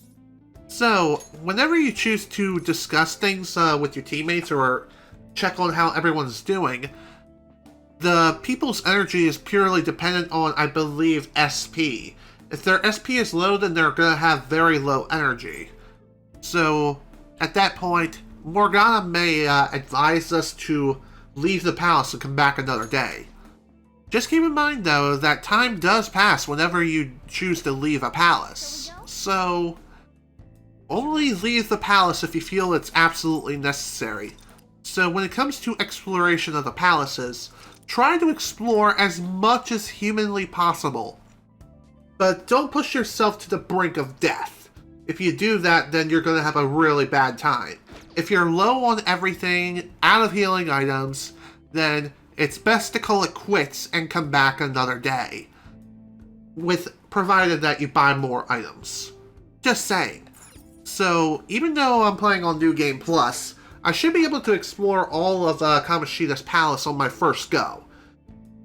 And I think during my first playthrough, I had to go through this place and explore it at least 3 or 4 times before I fully completed the place. But during my second playthrough onward, I was able to complete it in roughly 2 trips. Well, actually 3. Why 3 trips? Because the first couple of trips are like mandatory leaves, while the remaining trips, well, you can choose when to leave. Let's go. Now then, time to get moving. We got some work to do, and a lot of places to explore in this huge-ass castle. We have no idea what awaits us ahead. Here, you better take these. These fine tools have my seal of approval. Use them wisely, alright? So nice, we got ourselves some smoke screens, a Molotov cocktail, a freeze spray, and a vanish ball. So, in Persona 5 Royal, we have the Thief Assist. Press square while investigating the metaverse to use Thief Assist, giving you access to multiple helpful functions that will aid your progress. Auto Recover uses your party's healing skills on all party members. Be aware that doing this consumes the required amount of SP.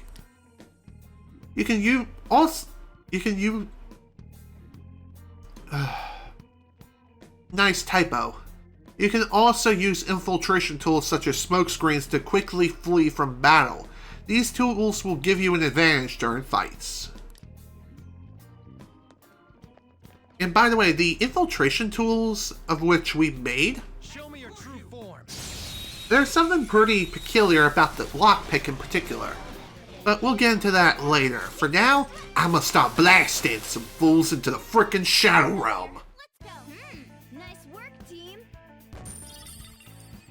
Funny enough, if you happen to have your strongest equipment, for the most part, during your first trip into the metaverse and into these palaces in general, you can just blast these fools like nobody's business, and you'll be perfectly fine.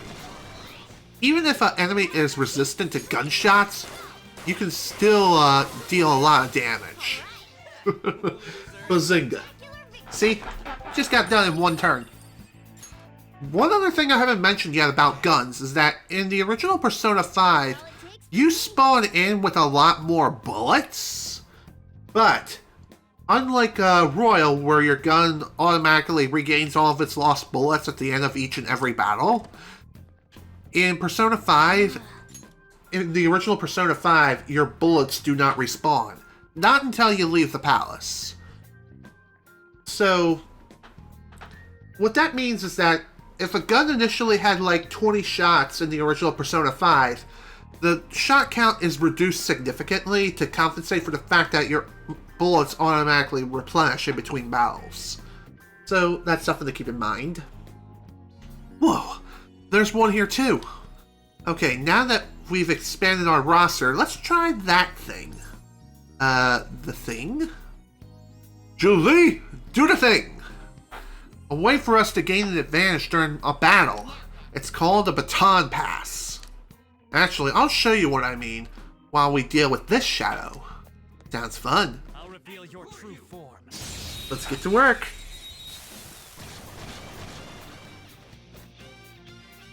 Okay, I'll show you an example first. You better watch closely.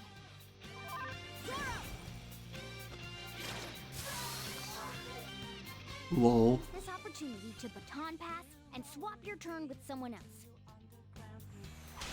Here goes. Okay, now we're getting into the baton pass tutorial. Funny enough, in the original Persona 5, this had to be unlocked via your confidants and the confidant levels.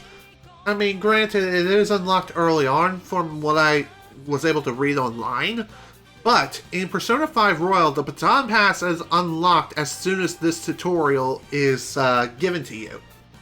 What's really cool is that baton passes have a variety of benefits. You can now pass the one more you obtained to another party member with the baton pass. The recipient of the baton pass will have their attack power and healing abilities increase. If they pass it on again, that party member's stats will also increase.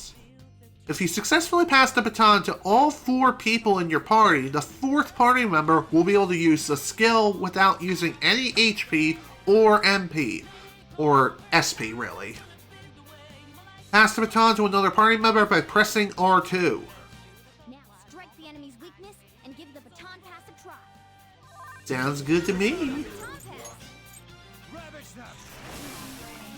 Say goodnight.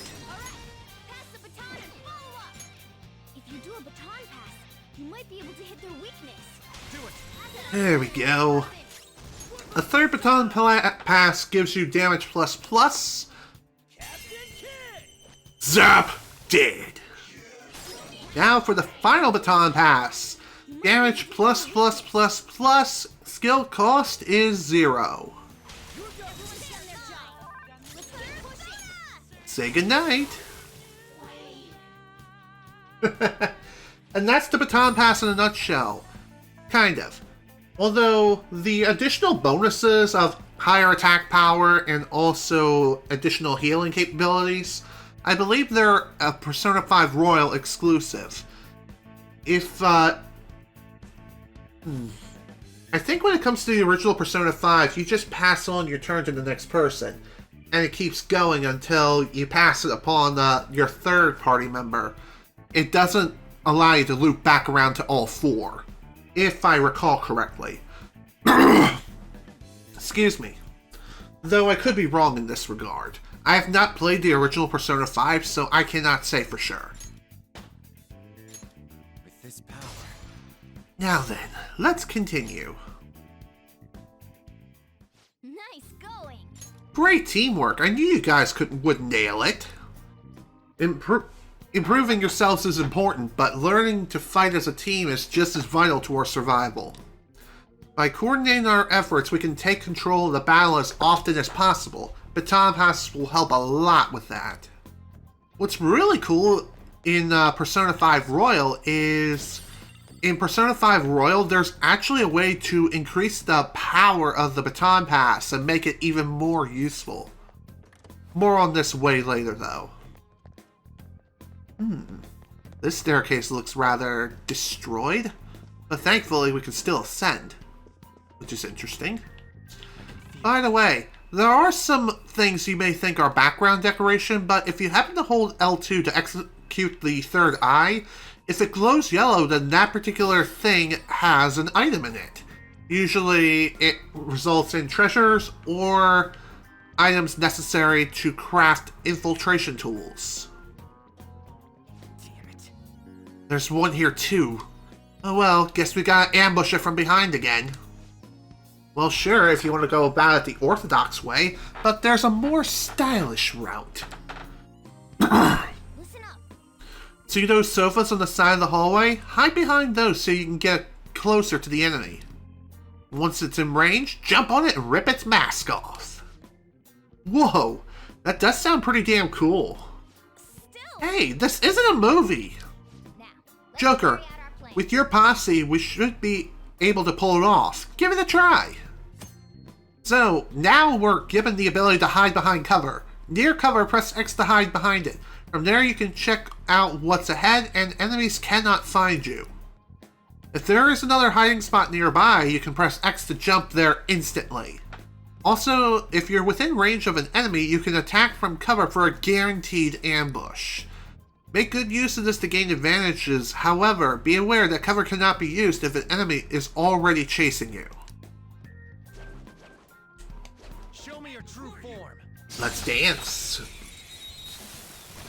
And I'ma stop blasting some fools. Actually, before we do, dead. Okay, maybe not. Wow, 3 shots missed. Wow, that's something. Alright. Ooh, I am not too sure, but I think that gun is, I really don't know what it is, but it looks like the Milano from Call of Duty Black Ops Cold War, but it's in diamond camo. And it looks freaking badass as crap. I love it. And we'll also show off Ryuji's shotgun too. Oh, damn. Sweet! That totally works! That was so cool. They totally can't spot us while we're hiding. That's right. So long as we lay low like that, enemies won't even notice us. Whenever we hide, we can take our time preparing for our next ambush. Move the right analog stick to look around while hiding. Moving the left stick allows you to change the direction faced or lead to an adjacent location. Not only can you ambush the enemy while hiding, but you can also avoid enemy contact and loot nearby treasure caches. If there are multiple adjacent locations you can move to, use the D-pad to choose your destination. You can also use up to focus on enemies or down to focus on treasure caches. They were too weak to bother with. So whenever cover is available, try to use it as much as humanly possible. That way you can not only move around stylishly, but you'll also be able to ambush enemies more efficiently. And you'll also get some pretty sweet bonuses. Bam! Well, so much for that. Well, whatever. So, like I was saying, when it comes to Ryuji, he uses shotguns, so it packs quite a lot of firepower, but his ammo capacity is limited to roughly 3 rounds for every shotgun. And as far as Ann's weapon of choice is concerned, her gun is, of course, the submachine gun. It has a lot of ammo, even for Persona 5 Royal standards. But even so, it doesn't target a specific enemy that you choose to target. it'll spray and pray and hit whoever's on screen. So keep that in mind. Joker. Look, there's something in here. Or something in there. But the bars are blocking the way in. If he's protecting this securely, it has to be important. That means there should be a way in and out of there. Joker, do you think you can solve the mystery of this room? I'm sure your observation skills will help you get through. So, this is where the third eye mechanic comes into play and really highlights everything that it can do. Using third eye inside a palace can reveal hidden items and hints. Give it a try whenever you find yourself unsure where to go next. So, if you need help in solving a puzzle, for instance, you can take a look with the third eye and see, ooh, looky here, we got footprints. Follow the footprints using third eye. And bada bing, bada boom, we should be able to solve the puzzle without too much of a problem whatsoever. Of course, you could also try to figure it out for yourself too, for an extra challenge. But that's entirely up to you. Whoa. As expected from you, Joker. What do we got? Looks like a map. What the hell? It had it all locked up and shit, but it was just some old map? You're hopeless. Don't you realize how vital a map is? Now then. Having this will give us a better grasp of the whatever of the palace. It's a true necessity for a phantom thief. This should make securing a route much easier. Wait, does it say where the treasure is on there? Oh, actually, it seems like this map is incomplete. There might be more of them around. Wanna get going? Okay, let's start checking what we can. We'll probably find another map along the way somewhere. So, whenever we find a map, any areas you have not yet reached will be highlighted in red. Use L1 and R1 to view other floors. So in other words, viewing or getting your hands on a map is really, really handy. And it's a lot more helpful than you can possibly imagine.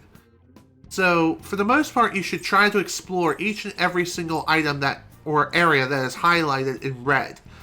This will give you some very vital information, may even reveal some unique treasures, and depending on where you are, it may even reveal the location of normal enemies.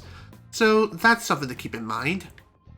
You may notice that there is a peculiar area on our right here that looks like a corner of a room. Well, I believe we can't access this corner, not yet, but there might be a way we can access it. I'll reveal your true form. Die!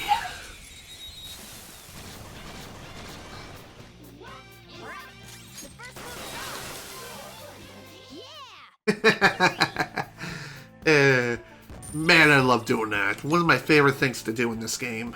Okay. Period. That was so easy, I'm yawning. I can feel it.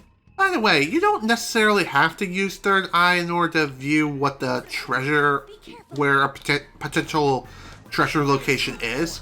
You can make a blind guess and swipe at it, but if it doesn't have a treasure, then nothing happens and you just expose yourself for nothing. Nice work, team. Nice. Also, you may be wondering, why isn't that I'm not trying to, interrogate more personas? Well, like I said, I completed roughly 98% of the compendium. The remaining 2%, I believe, come from the final fusions. And that's not going to be coming into play until later in the game anyway. Like, way later.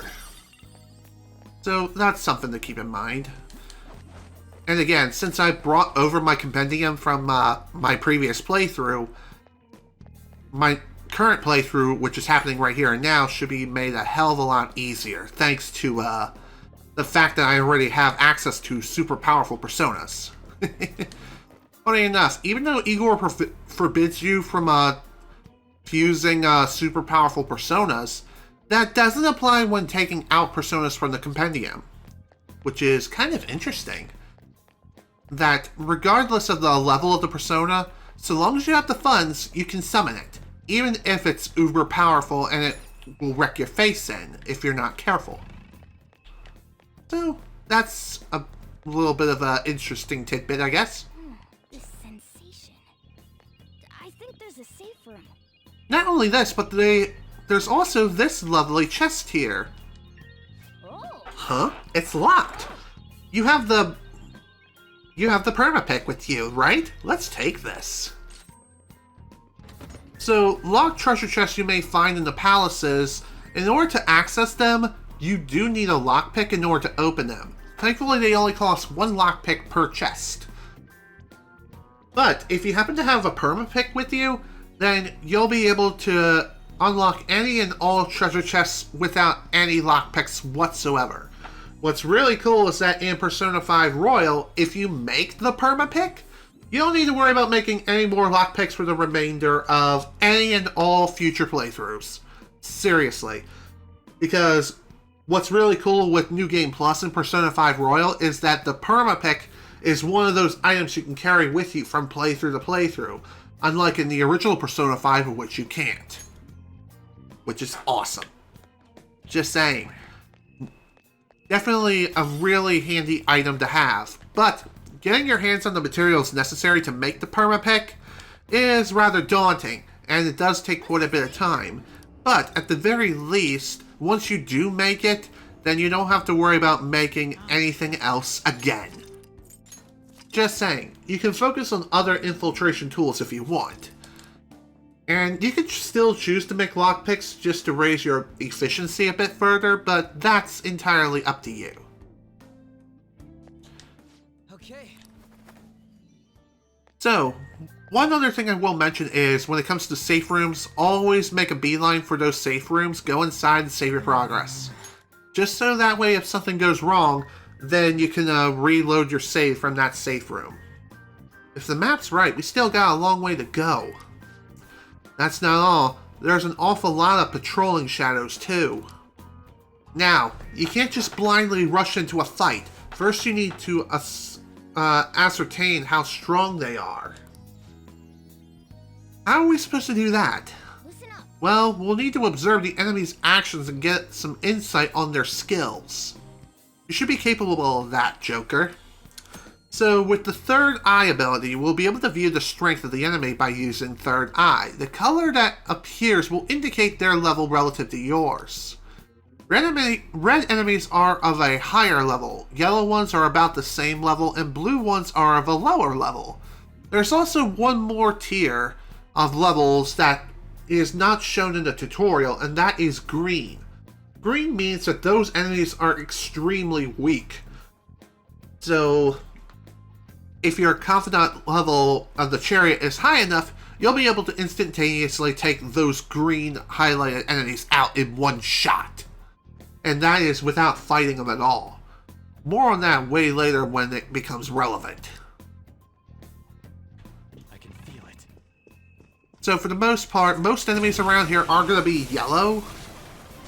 So, There's two enemies. Don't underestimate them. say goodnight. Yeah. You can aim for their weak spot. Go down. Goodbye. Lucifer is OP, please nerf. You think that's OP? You ain't seen OP! Okay. Trust me, folks, you have not seen OP. So, for the most part, I will try to limit my persona selections to ones that aren't like the most powerful beings in the universe, at least as of right now, though I might still pull them out for boss fights and certain situations. Also, when you're first starting this game, Joker can only carry up to a maximum of 6 personas at once. If you happen to persuade and capture another persona, then you must discard one persona in order to make room for the new one. Or you can discard the new one too, that's entirely up to you. You can also discard any personas that you have in your possession at any time by highlighting that persona and pushing the option to delete. However, Joker does have to have at least one persona equipped at all times. Otherwise, you can't really do anything. So keep this in mind.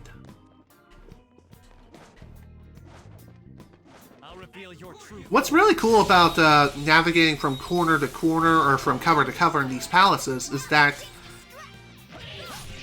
when it comes to navigating, you'll be able to go through these places a hell of a lot faster while moving from cover to cover than moving normally. So, that's actually pretty neat. So that particular enemy right there, I think is supposed to be classified as a higher level enemy. So, higher level enemies means that you're probably going to have a harder time defeating them. But if you happen to have some powerful personas on you, or if this is a New Game Plus run, then you should be able to take them down like common trash. But still, try to choose your battles carefully. If you get into too much trouble, then you're just gonna get completely wrecked.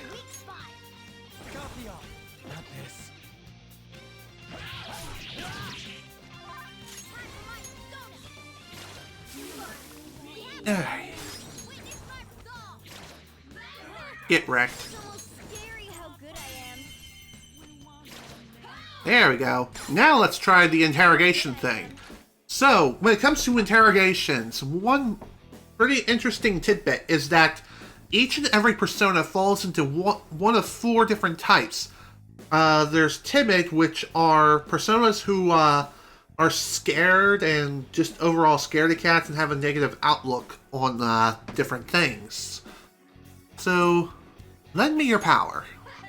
Oh, you already have Agathon with you. In that case, I'll give you my experience for the one inside you. Okay. Well, that was a poor time to show that off. Well, whatever. It gains more XP regardless. Too bad it cuts our own XP down quite a bit, but whatevs. No big deal. We can always make up elsewhere, and if we need to grind, then we'll grind. Although, for the most part, you don't really have to worry too much about grinding, not until a little bit later in the game. It's, Come on, man. Seriously? More bars? But there's a way to open it, right? Let's start looking, Joker. Sounds good to me. And thankfully, the third eye will definitely come in handy here. Ooh, now there's something we recognize. Cool. Seems like it doesn't do anything, but it is required for a sequence of events. Do you think... There we go. Piece of cake. Yep, that was it. Let's go. By the way, if you activate them in the wrong order, then I think the puzzle resets. Boy, there's an awful lot of bars in here for being what looks like a dining room. Yep, sure looks like it to me. Now, according to the map... I see. There's a path beyond those bars there. Looks like they're making things tougher for us yet again. Well, it shouldn't be too hard. Let's get it done. I can feel it. Alright, let's go ahead and get this underway now, shall we? Pull. By the way, I believe pulling on these will raise one set of bars while also closing another set. So, that's something to keep in mind. By the way, if you see a huge amount of footprints in one area, that means that particular switch should be pulled on next. And it's pretty important to pull these in order. Otherwise, you might accidentally put yourself in a bit of a bad situation. Also, you may have noticed that while using the third eye, you may see exclamation marks. Well, those exclamation marks mean that you can perform a thief action. Usually involves climbing things, jumping across things, etc., etc. That's not really all that important, but it's still handy. Hey, wait! Hey, that stuff is disgusting! You should get it cleaned somewhere. Come to think of it, I remember seeing a shadow with one. Maybe if we negotiate properly, we can get one. Wait, wasn't there a coin laundry near LeBlanc? Indeed, there was. We'll worry about that once we get out of this palace. And finished. That's that. Time to move. Awesome. So I believe at this point now, most of the bars that were previously raised or dropped, now we can freely explore this area as we see fit. Okay, let's move. There we go.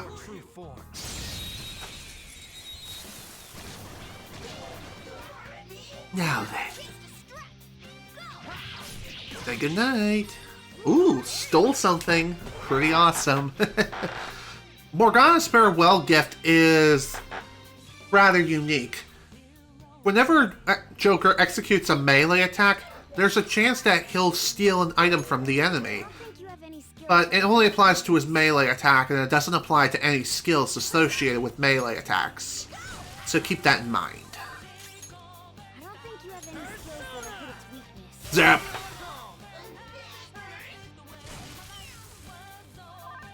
Okay, what do you got?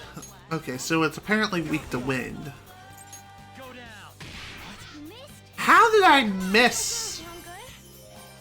Ooh. That was pretty neat. That is actually one of 2 farewell gifts of which Lady An has. And that unlocks later during our Confidant quest line. I'll get into what the other gift is, but occasionally some characters will be able to stop an enemy's actions depending on circumstances. But those circumstances are incredibly rare, and you should not be counting on them happening at all. For the most part, those things may not even happen at all during your playthrough, so keep this in mind. So An's farewell gifts that I received from her are Sexy Technique, which was executed, which is there's a chance to grab the enemy's attention and cancel their action. And there's also Crocodile Tears, chance to force an enemy to ask for less during negotiations. Again, these are farewell gifts of which you can receive from An.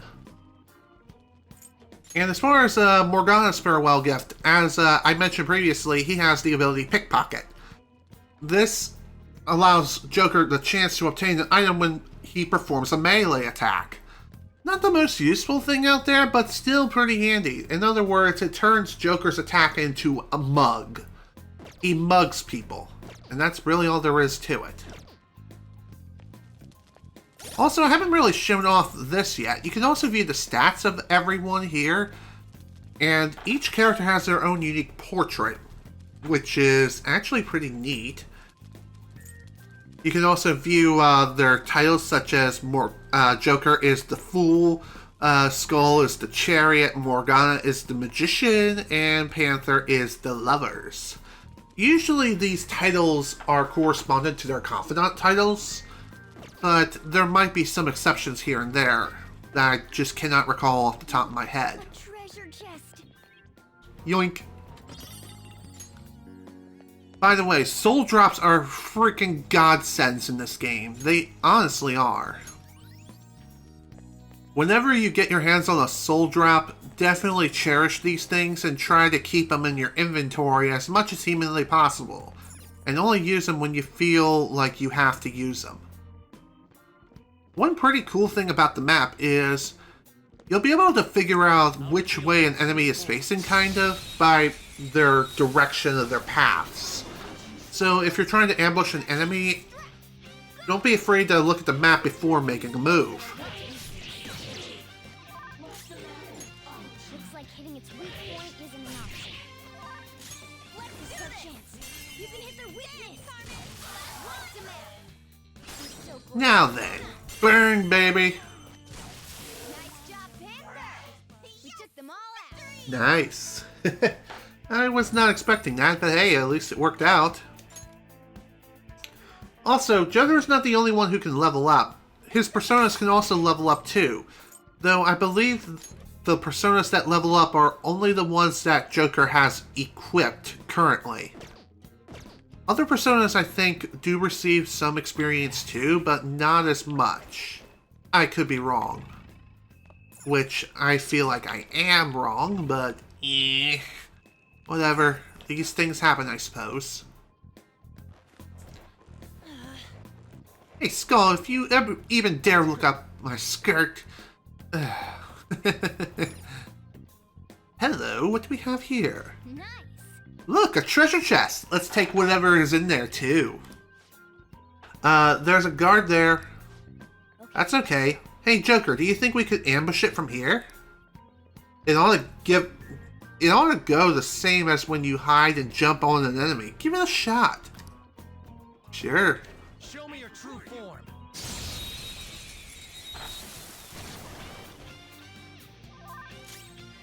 A pathetic jack-o'-lantern.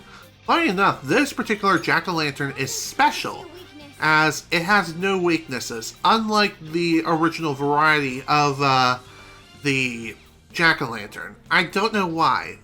I think it's just because this particular jack-o'-lantern is a special one and is tutorial specific. You can reduce its health down to as low as 1, and eventually, once you're done, this will happen.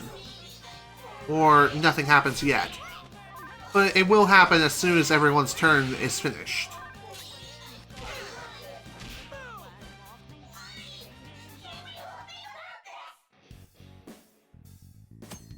So, sometimes these personas may begin begging for their life. When an enemy is in a dire situation, it may try to bargain for its life, enabling you to negotiate with it and possibly gain a persona. The Shadow's personality determines how likely it is to beg.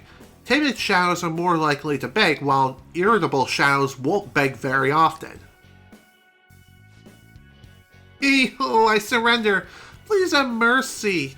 Oh, lend me your power. Thank you, Ho. My heart was on fire for a moment. I remember now, Ho. I'm not a shadow here, Ho. I live in the sea of human heart. I'm Jack-o'-lantern, Ho. I'm with you and you're me. I'm you and you're me. So whenever a shadow begs for their life and you have them ask you to lend them, have them lend you your power, whatever.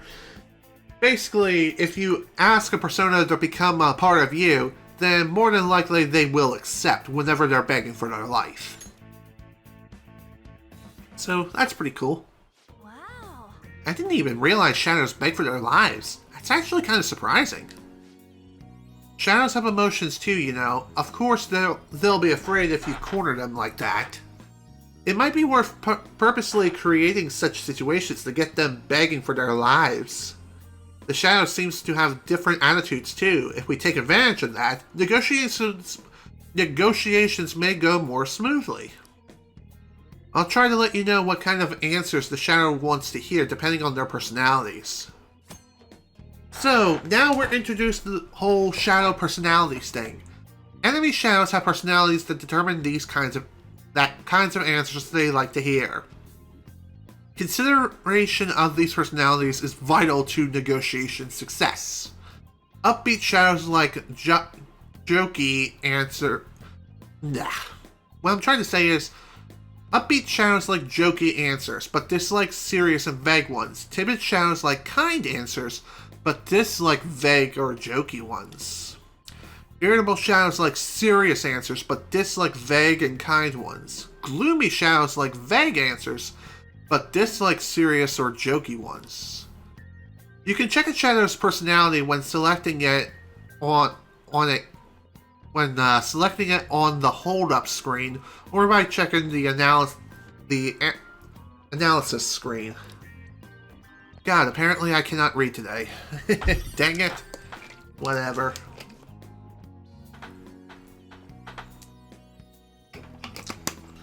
Also, if I look like I'm turning into a wet blanket, my apologies. It's like 80 degrees today, and so, yeah, I'm sweaty. I'm a sweaty man. This accessory seems to have some special power. I bet it'll be useful somehow. So, there are some accessories that can come with skills. Certain accessories come attached with a skill. When a party member equips such an accessory, they will be able to use that skill. To view the details of the accessory, go to Equip and press triangle in the triangle menu and press R2 to view the details.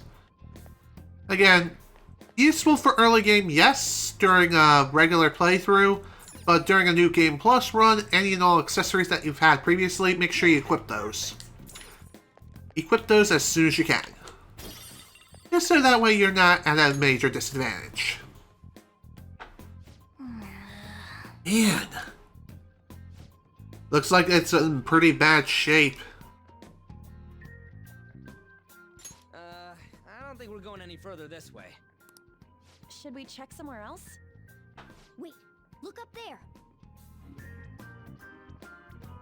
What about it? Are we throwing a rope over that and climbing it? Phantom thieves do things a bit more stylishly than that, and I know just what'll do the trick.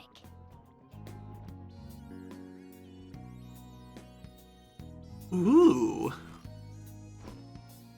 Good. Seems like it fits properly. Ooh, what'd you strap onto me? That's just a little something I've been working on in secret. The Grappling Hook lets you zip to hard-to-reach locations in a flash. You'll see what I'm talking about when you test it out. Go ahead, give it a try. Sounds cool to me. Funny enough, this grappling hook is only a feature in Persona 5 Royal. Okay. It's not in the original Persona 5, so... yeah. When it comes to the grappling hook, Atlus redesigned a lot of these palaces to incorporate more uses of the grappling hook, so now we can traverse these places in style.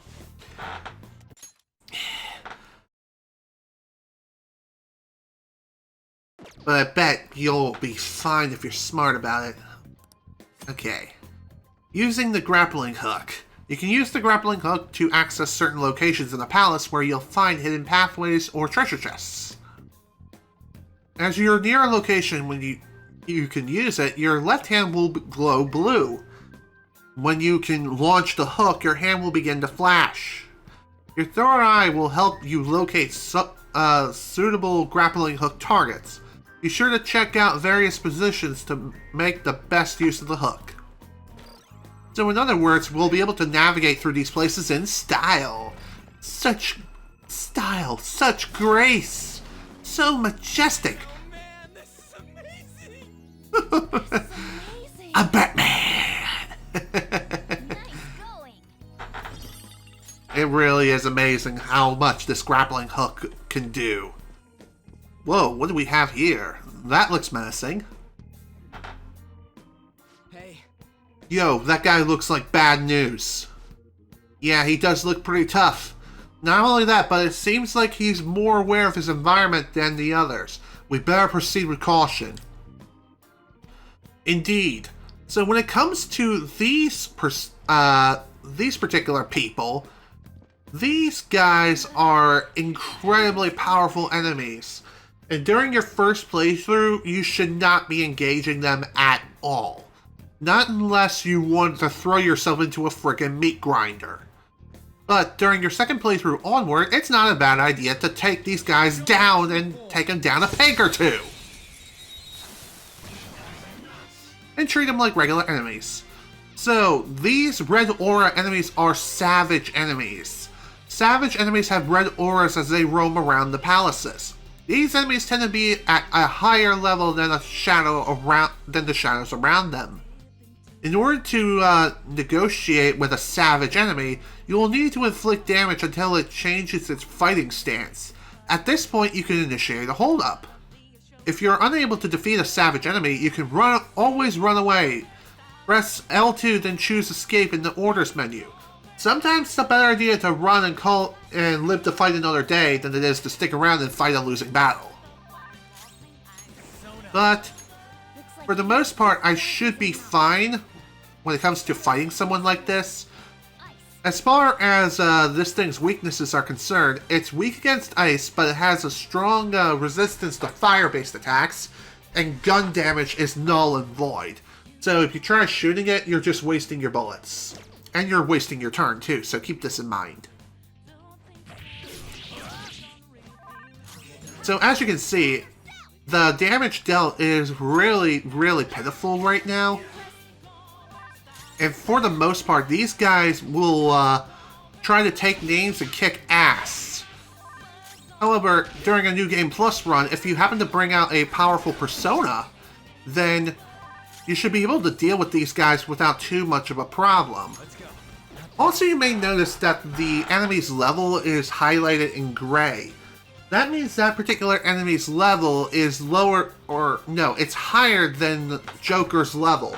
So even if you do manage to get it down on its feet and you're able to execute a holdup, you're not able to recruit that persona.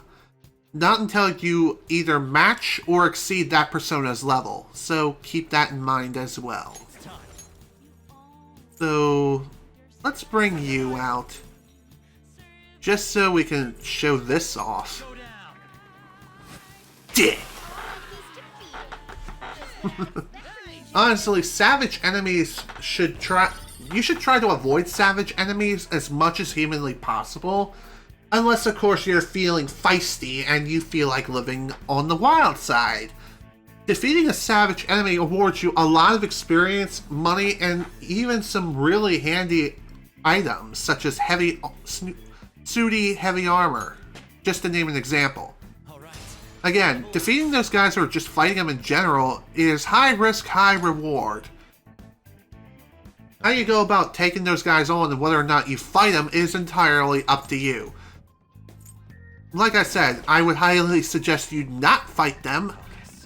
But if you feel like you have no other choice, or if you're feeling feisty, go for it, kiddo. Have some fun, wreck some faces if you can. But if you happen to be near a safe room, try to save progress first before taking on one of those savage shadows. Otherwise, you're gonna get frickin' creamed. And what's really brutal about Merciless is, in most other difficulties, if you happen to die in battle, yeah, you get a game over, but you're able to restart the battle and essentially try again if you so wish. But on Merciless difficulty, you do not get that option. What happens is you'll have to reload the game from the previously explored safe room, or reload your save file. So, yeah, dying on Merciless is really, really bad. Oh dear! Hi! Well, I gotta pay more attention to my surroundings. Oops. What can you do? You're mine. Dick! Man, I love doing that. Just keep in mind that even though you can summon more powerful personas during a New Game Plus run, if your SP is less than sufficient, then summoning that persona and using their abilities is almost next to pointless. However, you can still use that particular persona for their affinities and stats. But other than that, be careful of which personas you summon. If you don't have the SP required to use the move, then you're going to be in a load of trouble. Especially if you're low on SP to begin with, and your max SP is rather low. So that's something else to keep in mind too.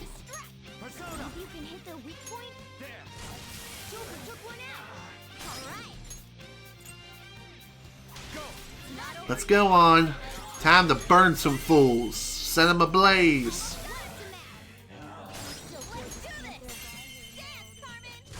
Goodbye. Nice.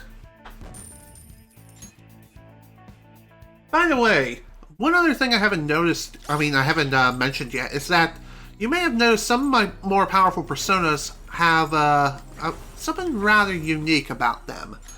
And that is these weird icons here. These are passive abilities. Passive abilities are given to you via skill inheritance a lot of times, or skill cards. Passive abilities are always active no matter what, but they do take up a skill slot, so keep this in mind.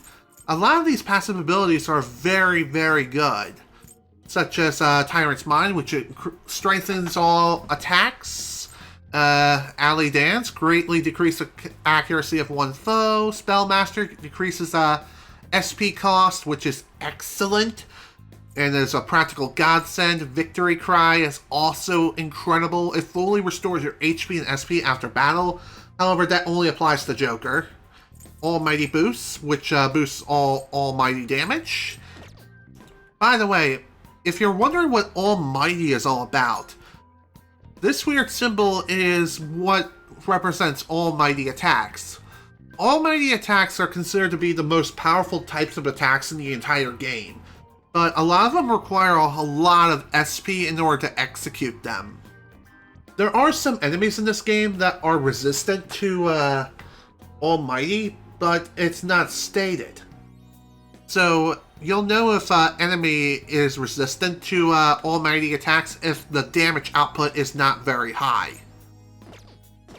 So, again, just another element to keep in mind. For the most part, almighty attacks are extremely powerful, but there are some almighty classified attacks that are next to useless. And we'll be encountering those as we progress through the game.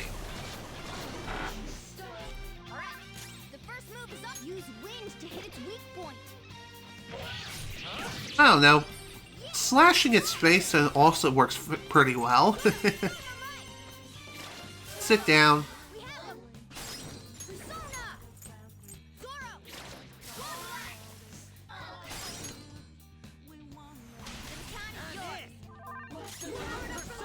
Zappity zap zap.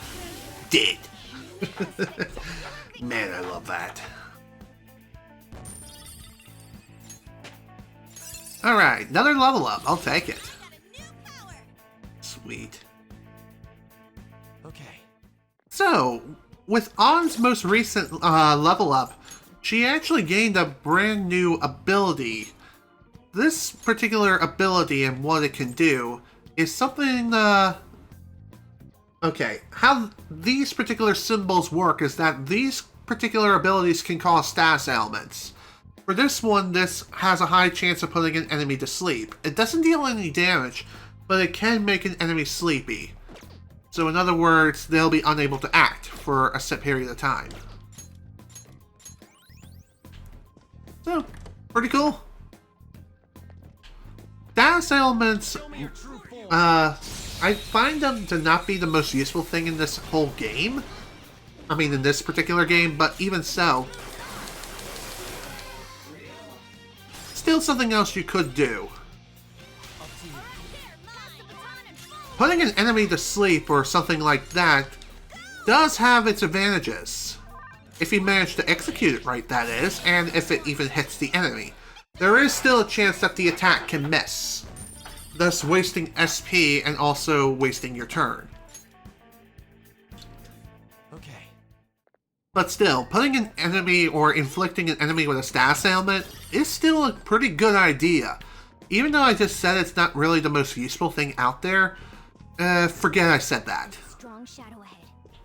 We should be careful. Of course. Well, this is a peculiar book. What is this? Are you curious about that book, Joker? Let's take it with us, just in case. Sounds good to me. It is known as the Slave Book. The Slave Book, huh? That sounds kind of important. Funny enough, it is actually quite important. And how so? Well, if we try to pull on this switch here... Hey, look! Hey! This is just like the one we saw before, if I'm remembering right. We just gotta pull this. Wait, there's a round indentation underneath. It looks like it won't move unless we fill that. So we need a key. I wonder where it could be. Okay, let's go. Let's go look for it, Joker. So yeah, before you can move on, there are some areas which are completely locked up. So, in order to unlock said passages, you do need to solve a puzzle in order to get your hands on the keys. How suspicious. Did that catch your attention, Joker? We should take it with us. So yes, it's a good idea to take a look at these, or grab these books. The Beefcake book? Looks like it's some weird book on bodybuilding techniques. And I think we're just gonna leave it at that. There are some other books we can take a look at and acquire for ourselves, for our own purposes. And it's a good idea to grab each of these books, as I'm pretty sure for the most part, they are required in order to solve an upcoming puzzle. Not only this, but if you manage to find every single book, you'll also be able to get your hands on an optional treasure. In which case, it's a good idea to grab it anyway. Just saying. Now then. A chest! Talk about luck! Yeah, but it's kind of guarded by Bruce Almighty here. Why don't we cut him down to size? Of course, you can also use cover to your advantage to make your way towards the chest without alerting him at all. So that's another way you can get your hands on the chest. But Brute Force also works pretty well, depending on whether or not this is a New Game Plus run or not. Otherwise, yeah. Eh, boy. Say goodnight. Die. Just what I'd expect from you, Joker. Alright. Okay. Shadow defeated. That was easy, huh? I wouldn't say easy, but at the same time, yeah, I would say that was kind of easy. Only because I have one of the most OP personas in the game. Anywho, your main focus, other than navigating your way through that hall, and other than grabbing that chest, is this peculiar room right here. Whoa, it's so musty. A library, huh? This definitely seems fishy. What do you mean? Come on, it's a library in a castle. There has to be some kind of secret mechanism in here. Let's look around, Joker. It sounds good to me. But before we do, I believe there's one more book we can acquire. Here it is. How suspicious. Did that catch your attention? Yes, it did. It is the King Book. The King Book. What is this? Definitely peculiar. As you may have noticed, some of these shelves have a blue aura surrounding them. It's faint, but if you happen to have the corresponding book, put them in here. Let's take a look. Let's see. The History of Kamoshida. Tracing Kamoshida's steps, Kamoshida's heroisms, Kamoshida's law. What the hell? All these goddamn books are about Kamoshida. Joker. That reminds me, we found a book earlier, didn't we? Think it's, let's try putting it in. Well. Yeah, something might happen if we put a book in here. Let's try the King Book, because that sounds like it fits perfectly with that particular description. Nothing seems to be happening right now, but once we insert the other books, we should be able to find out more. These are all sorts of books. There are all sorts of books here. The titles don't have any rhyme or reason to them. Huh? This book has Shiho's name in the title. Wait, it's not just this one. All of the books here are female students. On to Takamaki, the charming doll. Holy shit! What the heck is this? Let's see. I think the Queen book ought to work here. If it doesn't, or if you feel like you've misplaced a book, you can always examine the book that you just inserted and take it back out if you so wish. Let's see. This one. Wait a second. The books on this shelf seem familiar. There's the name of the volleyball team members. Wait, what the hell? All of these titles are boys from our school. Ryuji's Kamoto, the vulgar ape. There's one here for Skull. Damn it. That bastard! Who the hell does he think he is? Let's try the slave book. Because that seems like it fits perfectly with that description. And what do you know? First try. What in God's name is this? Whoa, it opened up! You got it, Joker. Let's take a look inside. The hell is this room? There are tons of pictures of Suzui in here. Wait, it's all pics of her? We'll make him pay for this. Yeah, definitely. I feel even more motivated to do this now. I'm sure it'll feel awful, but we should search this room. There has to be something in here if he was hiding it with such an elaborate trick. I have to agree with you there, Morgana. And it looks like we found ourselves a second map. So, not only that, we also have a key item, Kamoshida's medal. Is this a medal? That size and that shape. I think that's our key. Remember that round indentation we saw back near those bars? Wait, there's something under the medal too. And here we go. It's a different map from the one we have. This is lucky. Let's take it with us. Aha! Our map's complete now! So is it gonna tell us where the treasure is? Yeah, look. It has to be here. That's a weird shaped building. Could it be a tower or something? Considering our current position, I'd say we're about halfway there. Alright, let's hurry over there. No. Now that we know how much we have left, we can calculate the best way to pace ourselves. Let's keep exploring, but take breaks when you need to, Joker. Funny enough, Morgana is absolutely right about that. Even though we're technically at the halfway point... Whoa, what's going on now? Oh, hi, how you doing? Hey, what are you doing? Damn it. Of course they spot us now. If we want to head back, we'll have to go through this guy. Time to make a path.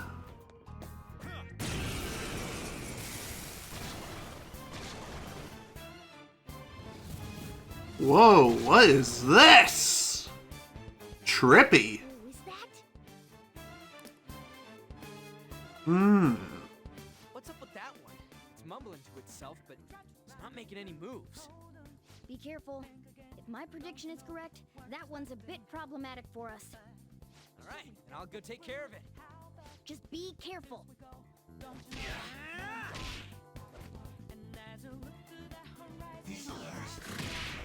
Whoa. What the hell? It started moving after we attacked it. Looks like it's exactly what I expected. Once we take it down... Hey, you two, watch this!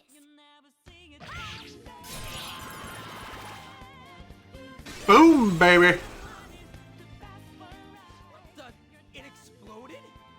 I'll explain later. Focus on the battle for now.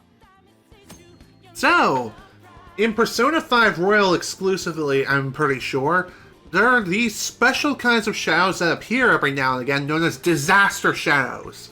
These are shadows in the metaverse called disaster shadows. Disaster shadows will not act. However, when attacked, they will counter and possibly perform an additional attack.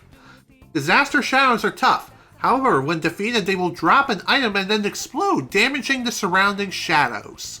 The more damage they take when defeated, the more damage they inflict to surrounding shadows. Time your attacks well.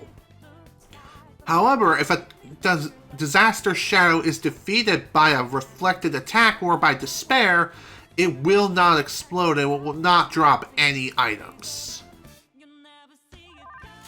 So in other words, try to deal as much damage as you can and just go overboard, go crazy. Just don't inflict despair. Another one like from earlier. Haphazard attacks on it will only make things tougher for us. It's probably best to take it down fast by striking its weakness and getting it to blow up. Alternately, we could put it to sleep or make it unable to move, then just deal with it later. Sounds like a pretty good idea, actually. Not gonna lie. But let's just hack and slash, and we should be able to deal with this fine.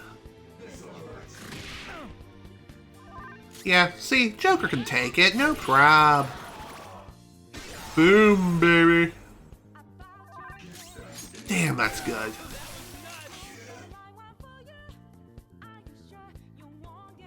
There we go. So disaster shadows are, I wouldn't say are powerful per se, but they are different. So long as you manage to make it explode, you're guaranteed an item drop. And these items are ranging from useful to not so useful. But for the most part, so long as you take out a one of those disaster shadows or whatever they are, the ones that glow and are all trippy and crap, take them out as soon as you can to deal the maximum amount of damage around surrounding enemies. You'll also get an item as a bonus, so all in all, pretty good. This is amazing. I've never seen a shadow get that intense. I call those ones disaster shadows. Okay, disaster shadows, that's what they are. I always call them dire shadows for whatever reason. They really are scary. But just so long as we handle them right, we ought to be able to make them useful to us, right? Right! If we run across any more of those, I'd say we focus on them first. Sounds good to me. Oh. You know what? We never ended up using that weirdly bodybuilding book. Oh yeah, that one with the muscle secret bullshit. Yeah, I wonder why we haven't used it yet.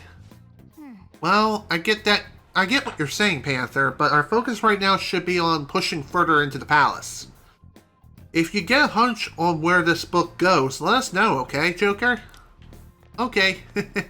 Although, I know exactly where this goes. You find something? Muscle glory, macho muscles. God, everything here is all about being ripped. That guy's totally in love with his muscles. Who is he, Johnny Bravo? Gross. Let's insert the beefcake book. So that's where you're gonna try that book.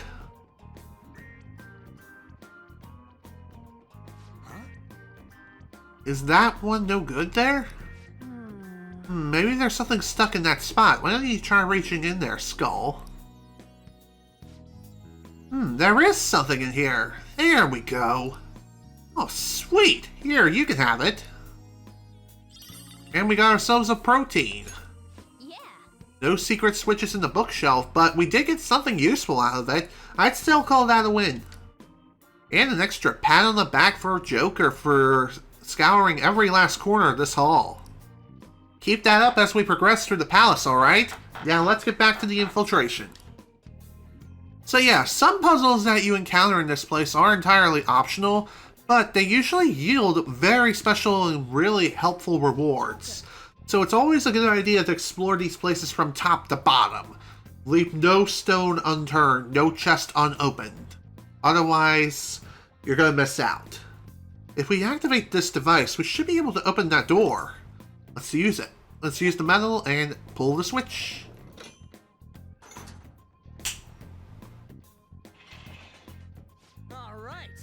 Sweet, looks like it worked. Now we can keep going. This must lead somewhere important. Let's go.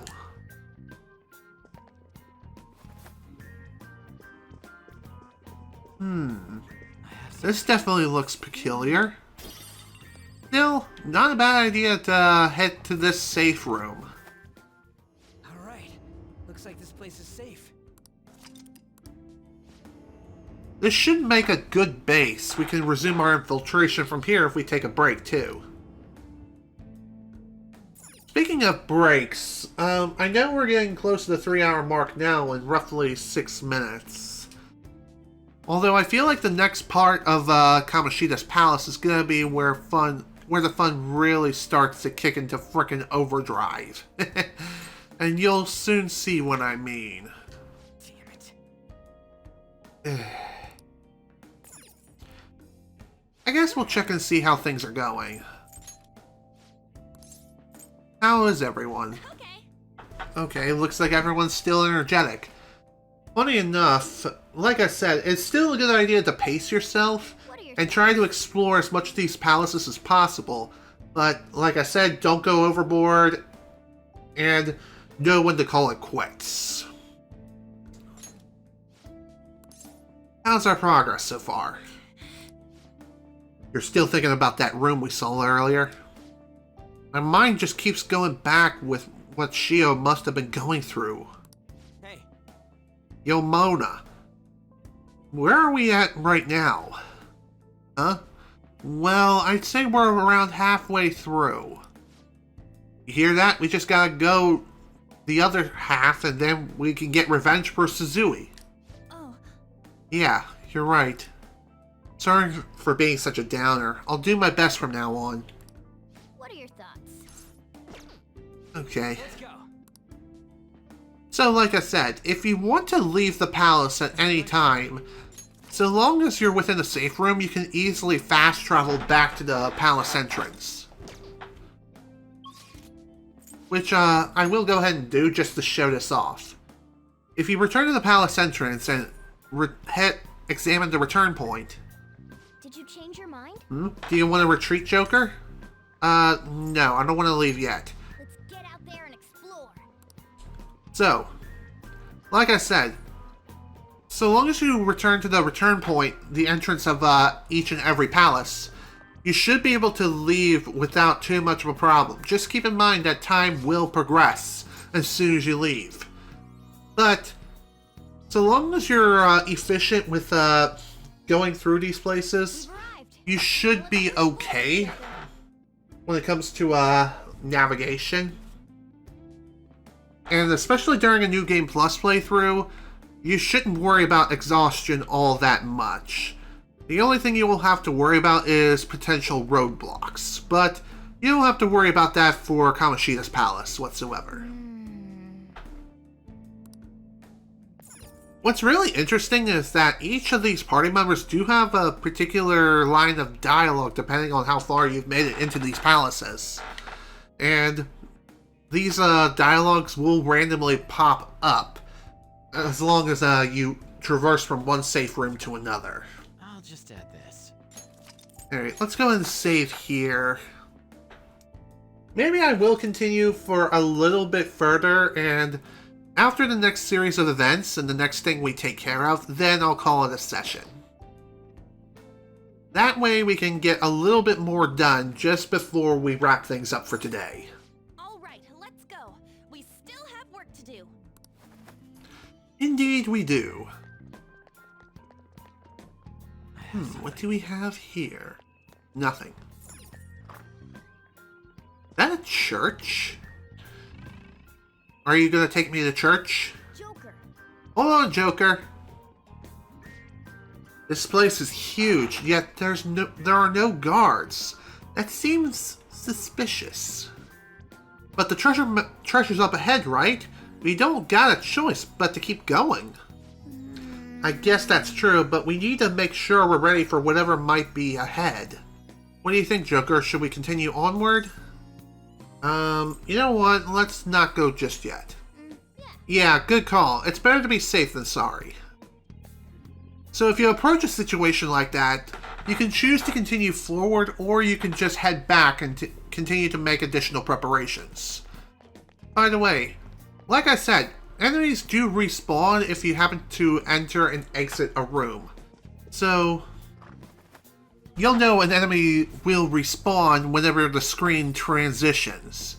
So, again, you can use this opportunity to fight additional shadows, gain some additional experience, some more cash, and other things too. So, if you want to do some additional grinding, feel free to do so. Some other way. Ooh, a devil fruit. I wonder what kind of devil fruit power I'll receive upon consumption. Zap! Who's next? Nice work, team. Alright. So like I said, Alright. if you need to grind or if you want to get some additional experience, cash, etc., feel free to do so. Oh, an enemy. And it looks strong. Let's not worry about it. So like I said, transitioning from one area to another allows you to farm any and all enemies that are within an area. So, again, if you need some additional prep work done, feel free to go for it. That's entirely up to you, though. So, with that, folks, I will go ahead and bid you all adieu for today. Like I said, the next set of events up ahead are going to be where things really start to get fun. So, yeah, now's a good time as any to just call it a day and save the rest of Kamoshida's Palace for next time. This is General Snivy with the Persona 5 Royal Playthrough. Thank you all so much for watching, and if you were able to attend the live stream live, thank you for attending.